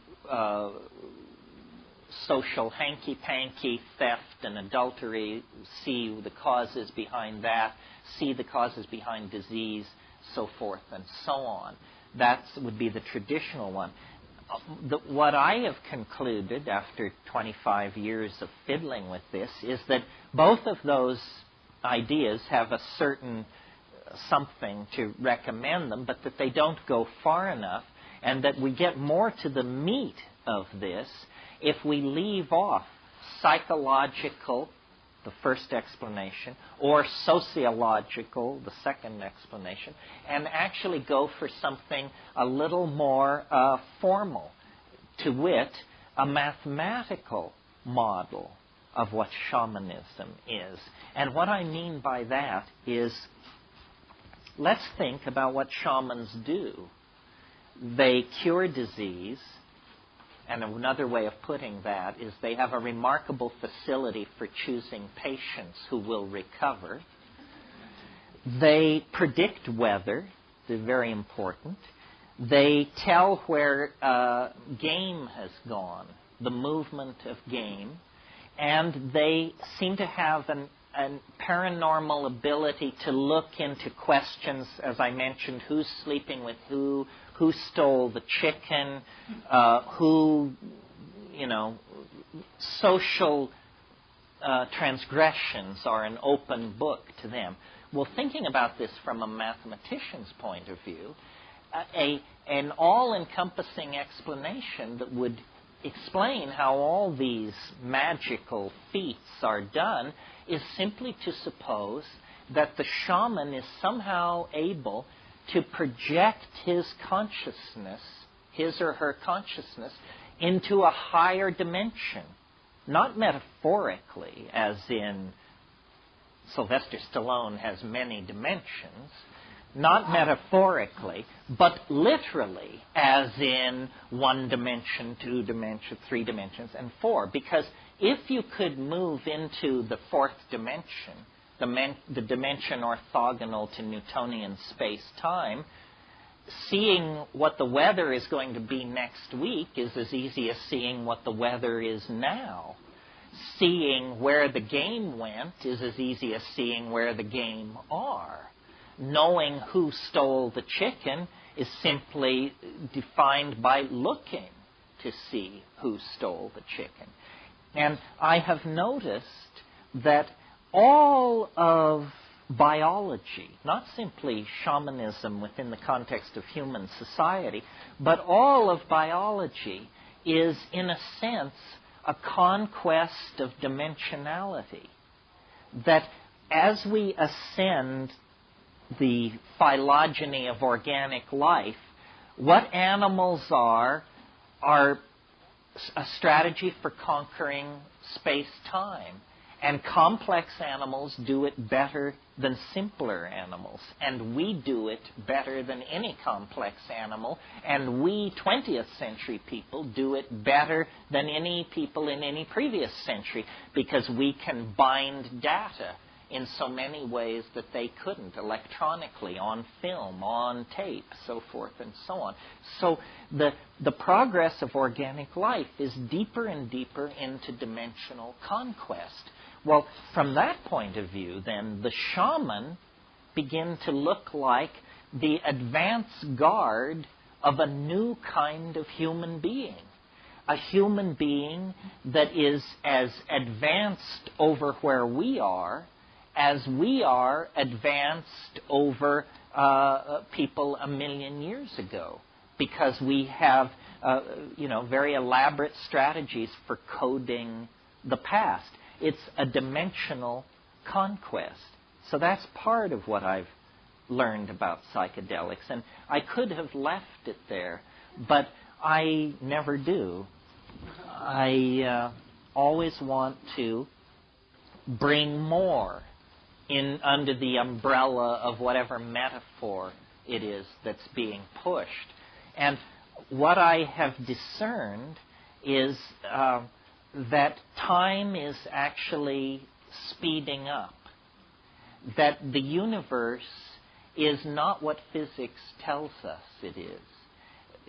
Physics tells us that the universe is a physical system, an entropic system that was born in immense energy and chaos and will run down with a bang, with a whimper, not a bang, run down into heat, entropy, and dissipation. The psychedelic data on this is completely different. The psychedelic data says what that model left out was biology and mind. Now, biology, you might imagine, is a fairly ephemeral, recent, fragile phenomenon. It is not.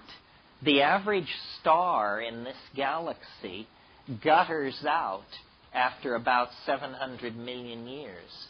Not our star. We happen to have the good fortune to be around a very stable, slow-burning star. But there has been biology on this planet at least 2 billion years. 3 times the average life of a star. So biology is not some Johnny-come-lately epiphenomena. Biology is a phenomenon more persistent than the life of the stars themselves. And biology is not a static thing. A star evolving now is not greatly different from a star evolving 1 billion years ago. Biology doesn't work that way. Biology constantly changes the context in which evolution occurs. The way I have downloaded this into a phrase is the universe is, the biological universe at least, is a novelty-conserving engine. Upon simple molecules are built complex molecules. Upon complex molecules are built complex polymers. Upon complex polymers comes DNA.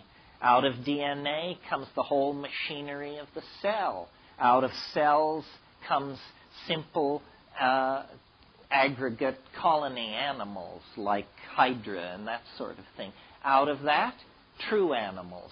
Out of that, ever more complex animals, organs of locomotion, organs of sight, organs of smell, complex mental machinery for the coordinating of data in time and space. This is the whole story of the advancement of life. And in our species, it reaches its culmination and it crosses over into a new domain where change no longer occurs in the atomic and biological machinery of existence. It begins to take place in this world which we call mental. It's called epigenetic change which cannot be traced back to mutation of the arrangements of molecules inside long-chain polymers, but change taking place in syntactical structures that are linguistically based. And people have probably been using language with considerable facility for probably 50,000 years, possibly more. In our own time, we have created ever more elaborate languages, ever more elaborate technologies for transforming, storing, and retrieving language, so that we are actually on the brink, of being able to give every single one of you the complete cultural inventory, the complete database of human beings' experience on this planet. That's what these data highways and networks are all about. The nervous system is being hardwired. But what I wanted to draw your attention to about this is it is not only an advance deeper and deeper into novelty, but it's an advance in which each successive stage occurs more quickly than the stage which preceded it. So, once you get the Big Bang, then nothing much happens for a long, long time. There's plasma streaming through the universe. The universe is slowly cooling, but that's the most dramatic, complex process in the universe, this cooling. Then, after a certain point, more complex processes come in. Complexification begins to build, and as it builds, it begins to happen faster and faster and faster. And the great puzzle in the biological record is the suddenness of our own emergence, human emergence out of the primate line. It happened with enormous suddenness. Lumholtz calls it the most explosive reorganization of a major organ of a higher animal in the entire fossil record. And that's, in great embarrassment to the theory of evolution, because this is the organ which generated the theory of evolution. We're not talking an appendix or an eyebrow here. We're talking the very organ which generated it. I think that we have taken far too much responsibility for what is happening, and that what we took to be a staircase we were climbing is actually an up escalator. And if you will stop climbing, you will notice that it does not impede your upward progress, because the ground you're standing on is moving you toward the goal. And I think that this idea, which may be the proof that I'm bonkers, requires a fairly radical reorganization of consciousness. Because what I'm saying is the universe was not born in a fiery explosion from which it has been being blasted outward ever since. The universe is not being pushed like that from behind. The universe is being pulled from the future toward a goal that is as inevitable as a marble reaching the bottom of a bowl when you release it up near the rim. You know, if you do that, the marble will roll down the side of the bowl, down, down, down, and eventually it will come to rest in the lowest energy state, which is the bottom of the bowl. That's precisely my model of human history. And now, bear in mind what the competition is peddling. The competition is peddling the idea that the universe sprang from nothing in a single moment for no reason. Now, whatever you think about that, notice that it's the limit case for credulity. Do you understand what I mean? I mean, if you can believe that, it's hard for me to imagine what you would balk at. If we were to sit down and say, let's see who can think of the most unlikely thing that could possibly happen, I submit to you, nobody could top the Big Bang. It is the improbability of improbabilities. It is the mother of all improbabilities right there. So I'm suggesting something different. I'm suggesting that the universe is pulled toward a complex attractor that exists ahead of us in time, and that our ever-accelerating speed through the phenomenal world of connectivity and novelty is based on the fact that we are now very, very close to the attractor.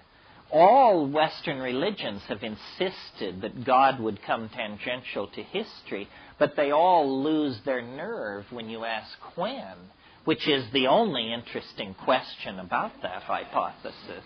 I mean, if it's not now, then what the hell difference does it make? It's just pissing in the wind as far as I can see. I think that the very real social crisis that is upon us, the crisis of population, of resource depletion, of atmospheric degradation, of epidemic disease, all these crises indicate that we are now down to the short epochs of this process of universal ingression into novelty, and that in fact it makes no sense whatsoever to speak of a human future. There is no human future. It's inconceivable, given where we are today, that to speak of the human world 1,000 years from now, or 500 years from now. It is literally, it either doesn't exist or it's beyond our power of imagining. It isn't simply going to be non-polluting cars and smaller hi-fi speakers. I mean, that's an idiot's notion.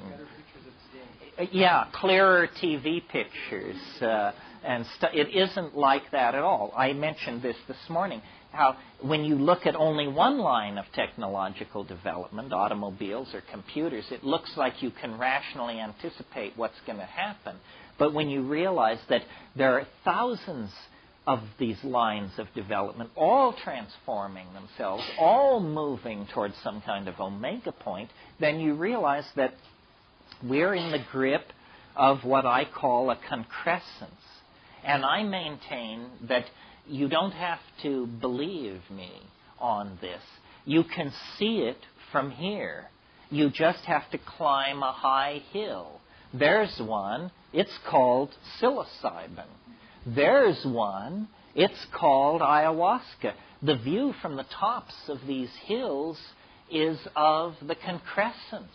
It lies now closer to us than the Johnson administration, for God's sake, in time.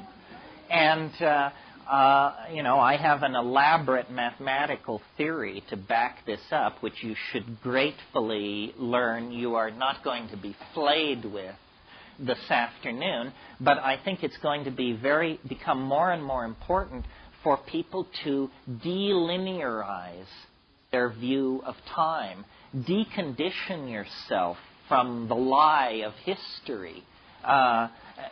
After all, if time were space, history would be a spider web. So bear that in mind. Concrescence.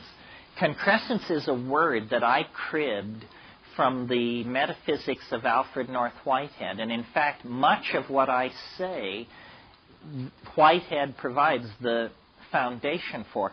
He, like myself, had the idea that history grows toward what he called a nexus of completion. And these nexi of completion themselves grow together into what he called the concrescence. So a concrescence is a domain of extremely high novelty in comparison to whatever it's embedded in. So, for instance, you walking in the wilderness, you are a concrescence because you are more complex than the medium you're moving through. A raisin embedded in a cornmeal muffin is a concrescence. It is more complex than the muffin matrix in which it finds itself. So a concrescence is a local state of unusually high complexity. And a concrescence exerts a kind of attraction. Let's call it the temporal equivalent of gravity. So that all objects in the universe are drawn through time, not space. Gravity draws you through time. Gravity draws you through space. Time draws you toward the concrescence. This is why the universe is seen to be becoming more and more complex, faster and faster. The idea being, you see, that each epoch being shorter than the one that preceded it, this generates an asymptotic curve of approach. And it's become a cliche of our culture that time is speeding up.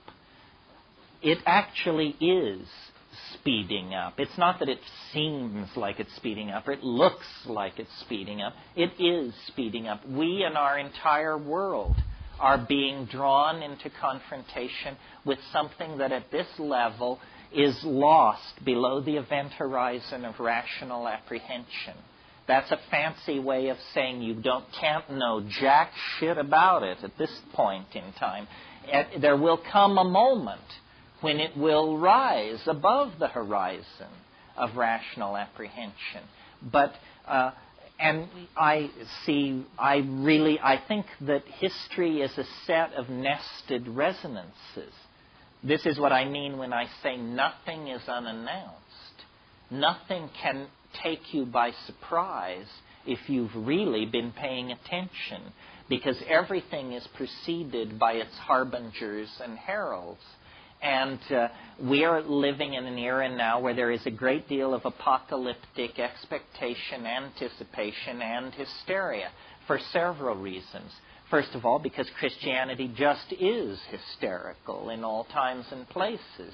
Second of all, there's a built-in goose in the calendar because we're approaching a millennial year, and that always exacerbates this Christian thing outrageously because of the promise made, Amen, amen, I say to you, this generation shall not pass away before I return to clean your plow or whatever it is.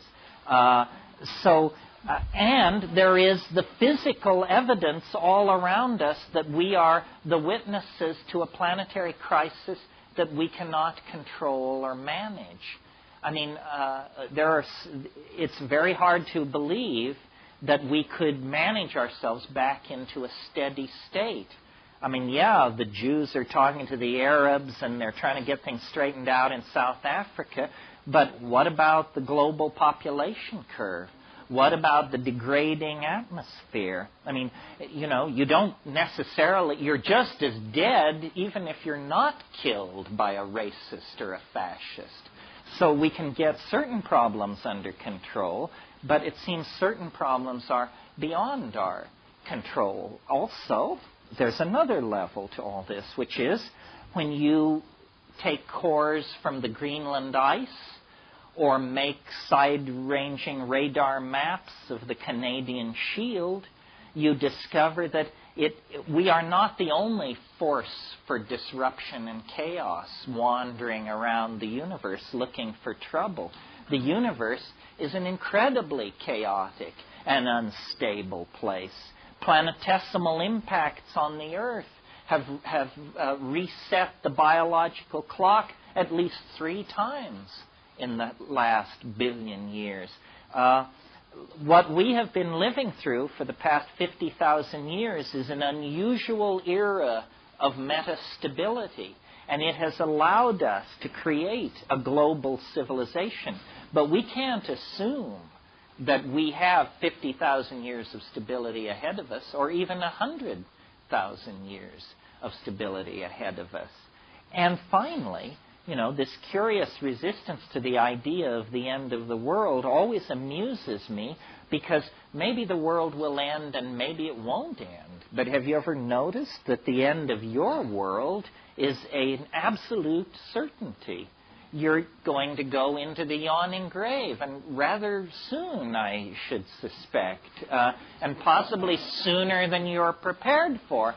So quibbling over the end of other people's world seems like a philosophical argument compared to the certainty of your own finality. Yeah. And I've been thinking about, the question is, out of Stephen Hawking's book about parallel worlds and black holes and stuff, how can these physical oddities or anomalies be related to what I'm talking about? Well, first of all, we don't know what a black hole is. A black hole has at the center of it a singularity. The definition of singularity is you don't know what it is. This is a fishy way of making theories, by the way. Stephen Hawking is a prime example. At one point in his career, he was very keen for what were called mini black holes. And these were black holes that were under a centimeter in size. And a certain reading of his theory required 10 high 16 of these things in the universe. Well, when you realize that there's a singularity at the center of each one of them, you say, well, hell, what kind of physics are you doing if you have a physical theory that has 10 high 16 exceptions to whatever rules it lays down? This isn't a theory. This is a sieve that you're waving around in the air. However, the black hole does bear on this, because imagine an observer standing outside the event horizon of a black hole, watching an object approach the black hole. What you see, and this is similar to the argument or the example I gave a few minutes ago of the marble on the edge of the bowl. What you see is this, let's make it a spacecraft. This spacecraft that approaches the event horizon of the black hole, and then it's caught in the gravitational tidal forces of the black hole, and it begins to go faster and faster, around and around, faster and faster, and at a certain point it disappears into the singularity. This is from the point of view of an observer outside the system. Now we flash to the stalwart captain and crew on the bridge of this starship. What happens from their point of view, what happens is as they sink below the event horizon of the black hole and start the descent toward the singularity, time and space are dilated so dramatically that the singularity recedes to an infinite distance and you fall forever toward it. Well, what I would like to suggest, based on, here's what I'd like to suggest. This is one way of thinking about it, that our planet is on a collision course with something which we actually, at our present state of knowledge, don't have a word for. A black hole is simply a gravitationally massive object, so massive that no light can leave it. what I'm talking about is something like that, except that it isn't so much gravitationally massive as temporally massive. We are being sucked into the body of eternity. And I think it's going to happen very soon.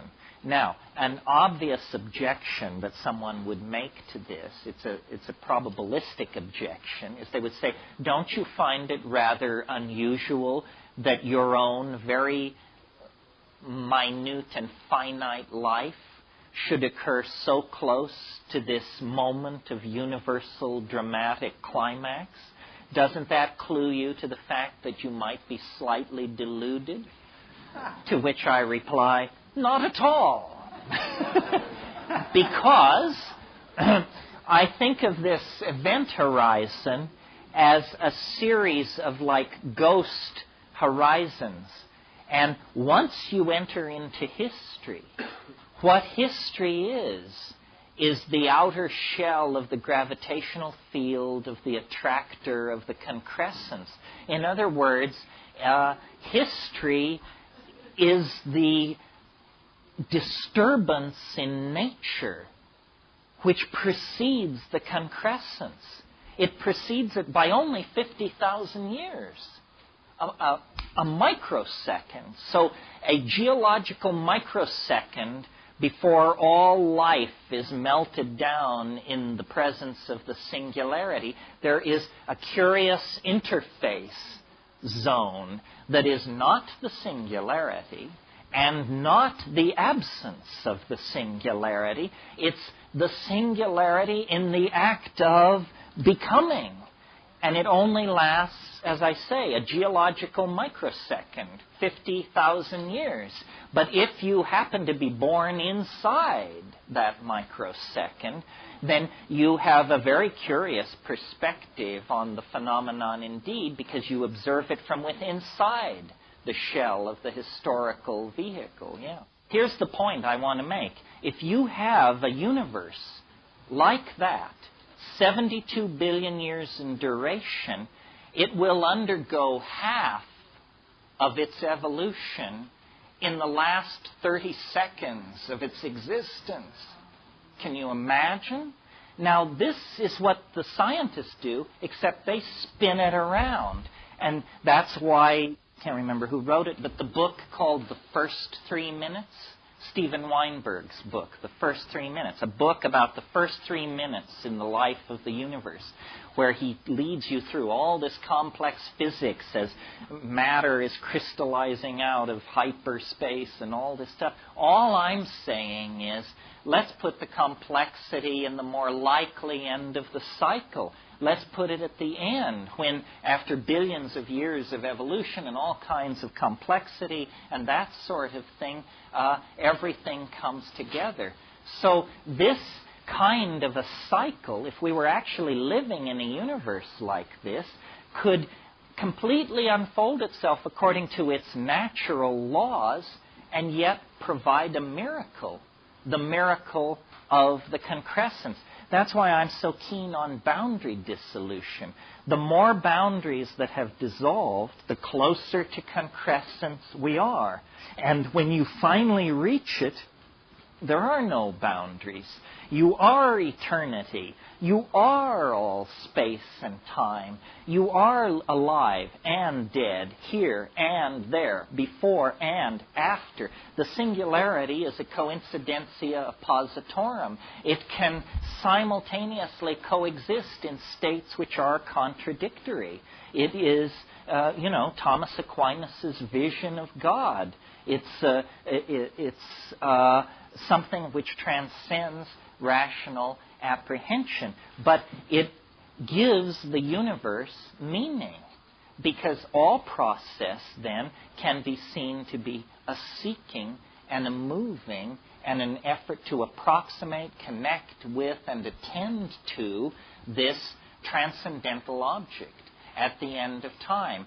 One way of thinking of it is like those bar balls that they hang in discos that send out thousands of reflections off everybody and everything in the room.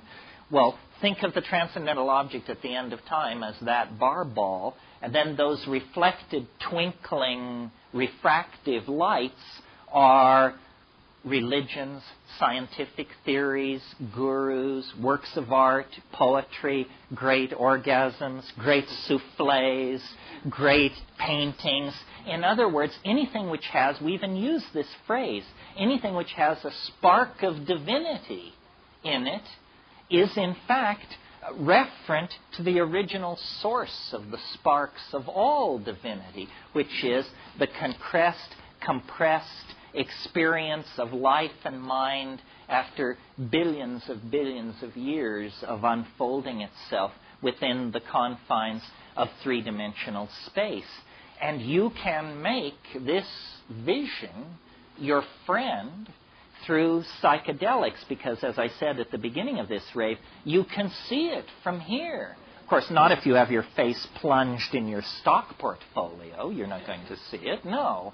But if you will go up on the mountain and take 5 dried grams in silent darkness and pray through the night, you will absolutely guaranteed come into a sense of this thing. And it's real. And history is simply a perturbation on the surface of the waters of time as we approach the lip of this cascade into concrescence, novelty, and completion. And the psychedelics raise you out of the historical matrix and give you a sense of participation in this transcendental reality. It's the essence of religion. It's the essence of psychic balance. It's the source of shamanic power and mental health. Thousands of these molecules are arriving at the synaptic site of activity, elbowing aside the local population of endogenous neurotransmitters, getting them out of the way, plugging themselves into the receptor site and beginning to lift the electron spin resonance levels and push them in new directions. And you can almost hear it doing this.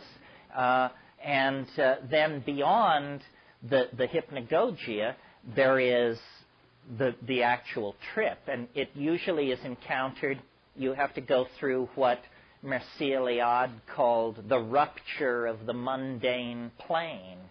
This means that the world has to, it like falls apart or explodes or settles down on you. There's a sense of a rupture of plane, and then the visually coherent, emotionally laden, information-laden, high-content hallucinations occur. And many people have taken psychedelic drugs and never gotten past the hypnagogia. They don't know that there's something out there besides dancing mice and spinning geometric wheels and stuff like that. But beyond that, you cross over. And that's the typical model of a trip. Now, what happens with all of these things to greater and lesser degrees, LSD, psilocybin, mescaline, ayahuasca, is, and I've never actually ever heard an explanation for this. For some reason, the experience comes in waves. There's the first wave. That makes sense. That's the drug taking hold. But why then, after 20 minutes of unbelievably outlandish hallucination, will it like all stop? You know, and it's like a moment ago you were screaming for mercy. Now you look around and you say, I'm down. Am I down? I seem to be down. You know, and sometimes you seem to come all the way down. Like on LSD, it's like it totally turns off sometimes. And then about 5 minutes later, it comes again. And you get another wave. And if you've taken a really dedicated hit of ayahuasca, for example, you will get like as many as 5 or 6 of these waves throughout the evening. And the first one is usually the strongest. If you take a effective but not strong dose of ayahuasca, you will get one pass. And often, and then if you take slightly less, you'll get one pass and it will be weak. So if you take ayahuasca, at all times pay attention, because you may be looking at something thinking, well, this is not so interesting. I'm sure it's going to be much better in an hour. And you may actually be looking at as good as it's going to get that evening. And psilocybin also comes in waves like this. LSD very dramatically. DMT not, because DMT is one enormous brief wave. I mean, DMT sort of brings all the issues together. And the way I think of these psychedelics experientially is as a series of concentric circles. Maybe like the outer circle is mescaline, and the next circle in is LSD, and the next circle in is psilocybin, and the next circle in is DMT. It's almost as though the psychedelic experience is whatever drug or whatever substance you take, it leads you deeper and deeper in the same direction. And of course, with DMT, you not only hear the aliens, you see the aliens. You not only see the aliens, you become an alien. It seems to be the most radical of all of these things in terms of the experience. It's also the most natural of all of these things. It also is the safest. It stands the ordinary standards of courage and risk on their head, because here it is, it's the most terrifying, the most spectacular, and the safest.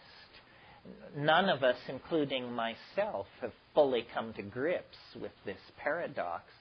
We would rather do less safe, less scary drugs, I think. DMT is pretty impressive in most situations. Next, Terence responds to a question comparing meditation and the use of hallucinogens. I think they're completely different realms of human activity. I can't, meditation, you don't hallucinate. You don't, they say you do, but they aren't very convincing. And plus, the monks then rush over and explain that you're doing it wrong. So, what's the deal? I think if by meditation you mean lying down and closing your eyes, or sitting up and closing your eyes a lot, I do that a lot. And I like it, but I would never confuse it with the psychedelic enterprise. Pardon me? It's only my opinion, but I really don't. I think that that all of these spiritual techniques are not substitutions for the psychedelic experience, but trade-offs. Organized religion is as concerned with controlling social groups as organized politics is. And the visionary or ecstatic experience is unsettling to the religious mentality. Even among fundamentalist Christians, if you're not one, they all seem more or less alike. But if you move into that world, you discover that they are very strongly polarized in two directions. Those who are scripturalists and those who are experientialists. The glossolalias, the speaking in tongues, the holy rollers, that sort of thing.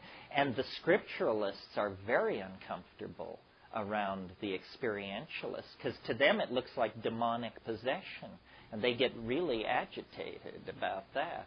Yeah, well, I think that all of these techniques, like mantra, yantra, tantra, whatever, they work incredibly well in the presence of psychedelics, leading me to suppose that what these are tools that were developed in the Paleolithic world of psychedelic magic And all we have now are these tools, but we don't have the original engine that drove them. Yes, I am very bored by spiritual practice unless I've taken a psychedelic, and then, mantric chanting is beyond the power of mind to encompass or describe. Sex isn't bad either. And, it seems to be a general functional enhancer is what it is. Acoustical driving is also a tried and true tradition. But see, it's not about the exclusivity of method, but the combination of method. I mean, what you want to do is beat your drum while sitting in Yab Yum, while stoned on X, while at the holy mountain, while the astrological configuration is correct, and then, line it all up and then push it through. That's the way to do it, I think. Terence, on creativity and hallucinogens. Well, it goes back to this function of boundary dissolution. Creativity, if you analyze what do we mean when we say that, it basically means being able to transcend the ordinary. You see it in a way nobody else ever saw it, whatever it is, and so that's creativity. Psychedelics, by dissolving the boundaries of cultural expectation, let you see things in new ways. I was in a situation recently where it was evening, and silhouetted against the sky were flame cypress trees, but they were all black. And I was looking at them. I've seen flame cypress trees against twilight skies many times. You all have as well. And suddenly it was like there was this shift. And I didn't see it as a flame cypress tree anymore. I saw it as black dust pouring out of a certain point of the sky and cascading like a waterfall. And I was looking at 3 waterfalls of microfine black powder pouring out of points about 60 feet above the ground. Well, I didn't even mention it to the person I was with, but I just noticed this psychedelic perception. The other night, this was really interesting to me. The other night, just as I was falling asleep, a phrase came into my mind that I liked, but I didn't understand it. In fact, I didn't think it meant anything. I just thought it was an interesting phrase. And I thought about it for about a minute, and then it did this same thing that the flame cypress tree did. It went ploink, and this other dimension sprouted out of it, and I understood it, and I thought, this is a very interesting idea, and I've never thought it before. The thought was, if time were space, then history is a cobweb. That was all it was. But I don't take these leaps very often. So I was delighted because I knew a moment would come when I could lay it on a group of people like I've just done. So it's a catalyst for cognitive activity. That's what the mushroom is. Dance, drama, song, painting, body expression, creativity, and simply the passive act of understanding. This is what it does for us, and this is what we love to do. I mean, we are creatures of the mind. You know, they talk about virtual reality as some future technology that's going to change everything. We've been living in a virtual reality for the past 6,000 years. I mean, look at cities like New York and London and Los Angeles. I mean, every nature has disappeared. Everything you see is a human idea downloaded into material existence. It's entirely virtual. It doesn't disappear at the punch of a dial, but it is as virtual as the virtual realities that will eventually be made out of light behind goggles. Culture, the whole thing is that culture and language tend to become traps. And yet they can be the platforms for enormous freedom if you understand what it's all about. And what it's all about is you. You are the center of the mandala. You are not marginalized in any way. And the message that the culture gives us is that we are marginal. It doesn't matter if you've got $100 million. Fortune magazine will inform you that so do 10,000 other people on the North American continent. There's nothing special about you. And so we are constantly, this is part of the democratic legacy. We are constantly told, you're not special. Special isn't special. Anybody could do it. What the psychedelic, and so then when you look for guidance, direction, mentorship, we always look toward institutions. Well, I'll go to the university, or I'll go to the army, or I'll do something. Somebody will tell me, will give me a larger purpose. But it's really yourself that is the final arbiter.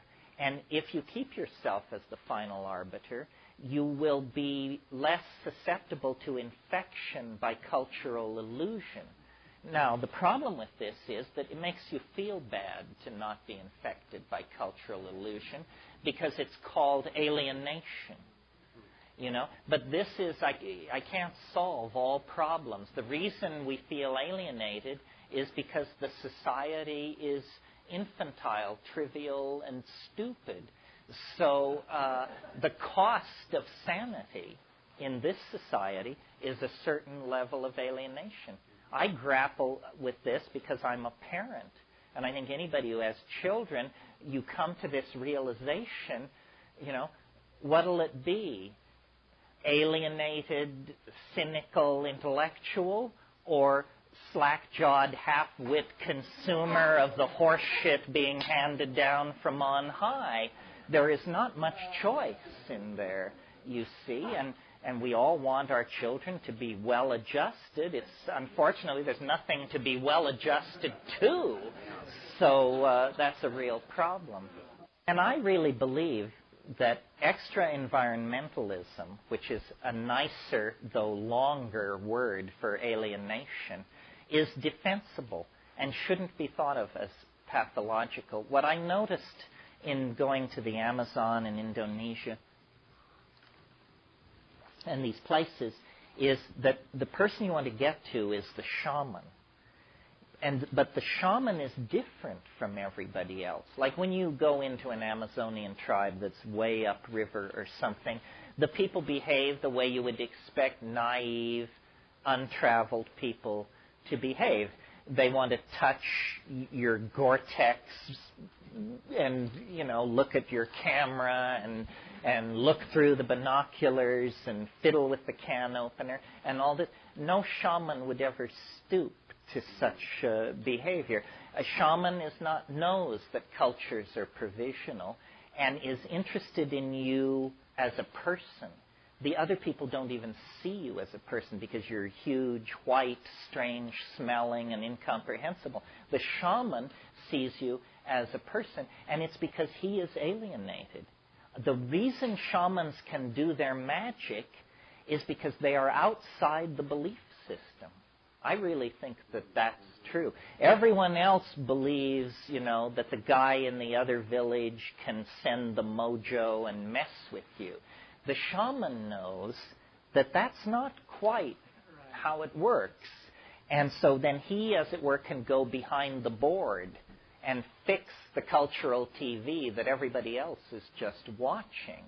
So I think alienation, extra-environmentalism, shamanism, whatever you want to call it, is simply individualism in the context of cultures that don't value individualism. And cultures don't.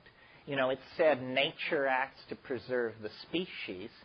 Cultures act to preserve the illusions of the population. They're not interested in you if you're an Einstein or a Jackson Pollock, or unless they can fit you in to the pre-established systems of commerce and canons of aesthetic order and so forth and so on. And then that's called being civilized. The question is, what's with licking frogs? I'm not sure I got it right, but, well, you know, you kiss a lot of frogs before you find a prince, and you probably lick a lot more.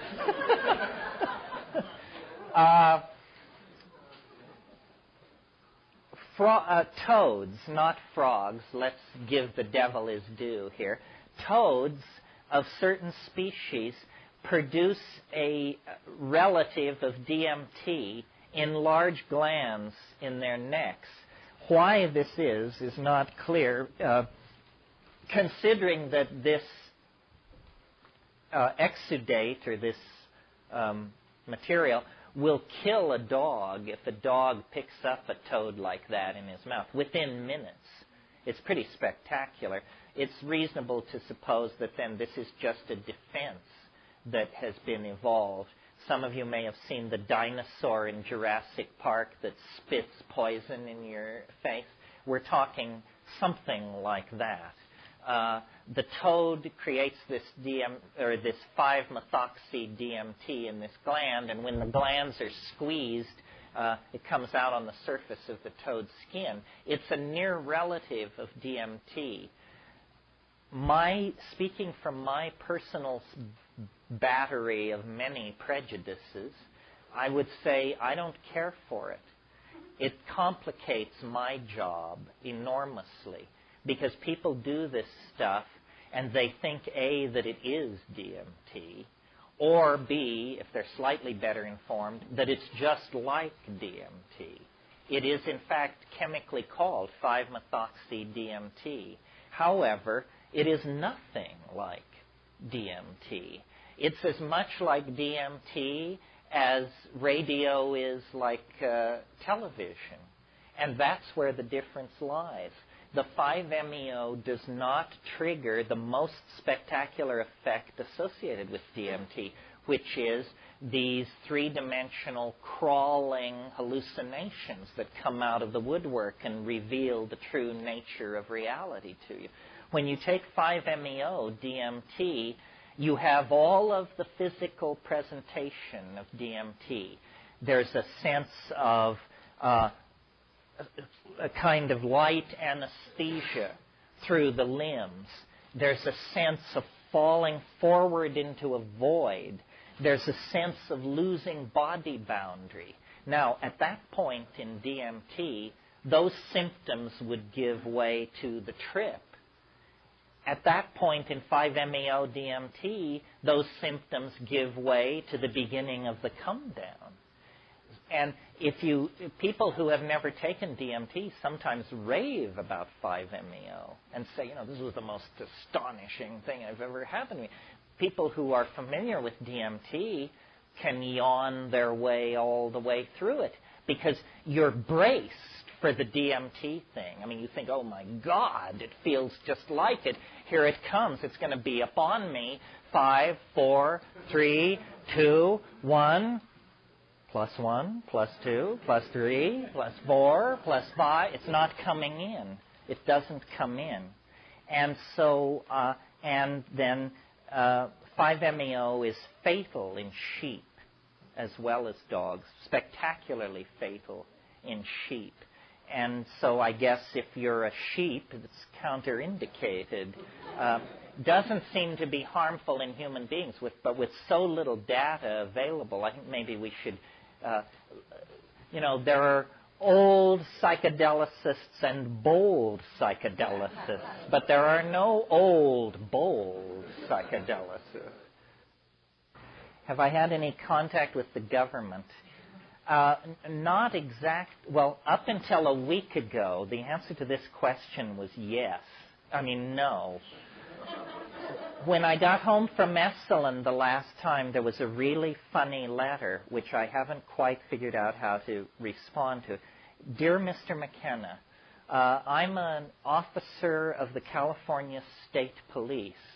fascinated with DMT and recently read the interview with you in the San Francisco Chronicle. I wonder if you would be willing to meet with me and have coffee so we can discuss this at your earliest possible convenience. So, what I did was fairly chicken shit, actually. I found a copy of Food of the Gods, and I sent it off, and I said, this is my latest book, or this is a book of mine. It deals in part with DMT. Give it a quick read, and if you're still interested in a get-together, call me. So I think, I don't know exactly how to interpret this. I've always felt that the reason the government left me alone was because I'm an intellectual. And in the United States, that is the most pathetic, ineffective, and form of nonentity known to exist. I think that the greatest period of American creativity in literature and in other areas too, arguably, was in the 20th century, was the 20s. And that's because an expatriate community conducted a critique of American society from a foreign vantage point, in that case, Paris. And I think that in spite of the Clinton hiatus, that the politics of light have not yet come to settle on the land of Jefferson, and that we should be prepared on a moment's notice, basically, to decamp to Prague and conduct all this from there. Also, Prague was the capital of European civilization before the 30 Years' War, before the rise of modern science. It's an Italianate city, untouched by either world war. It's a beautiful place.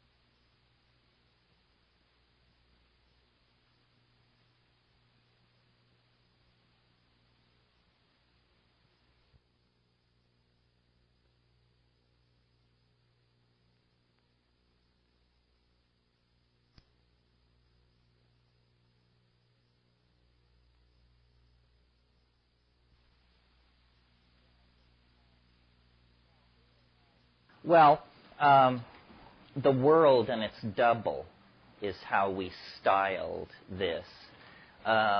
This is simply a high visibility, flashy way of reminding people whose eyes fall upon that text that the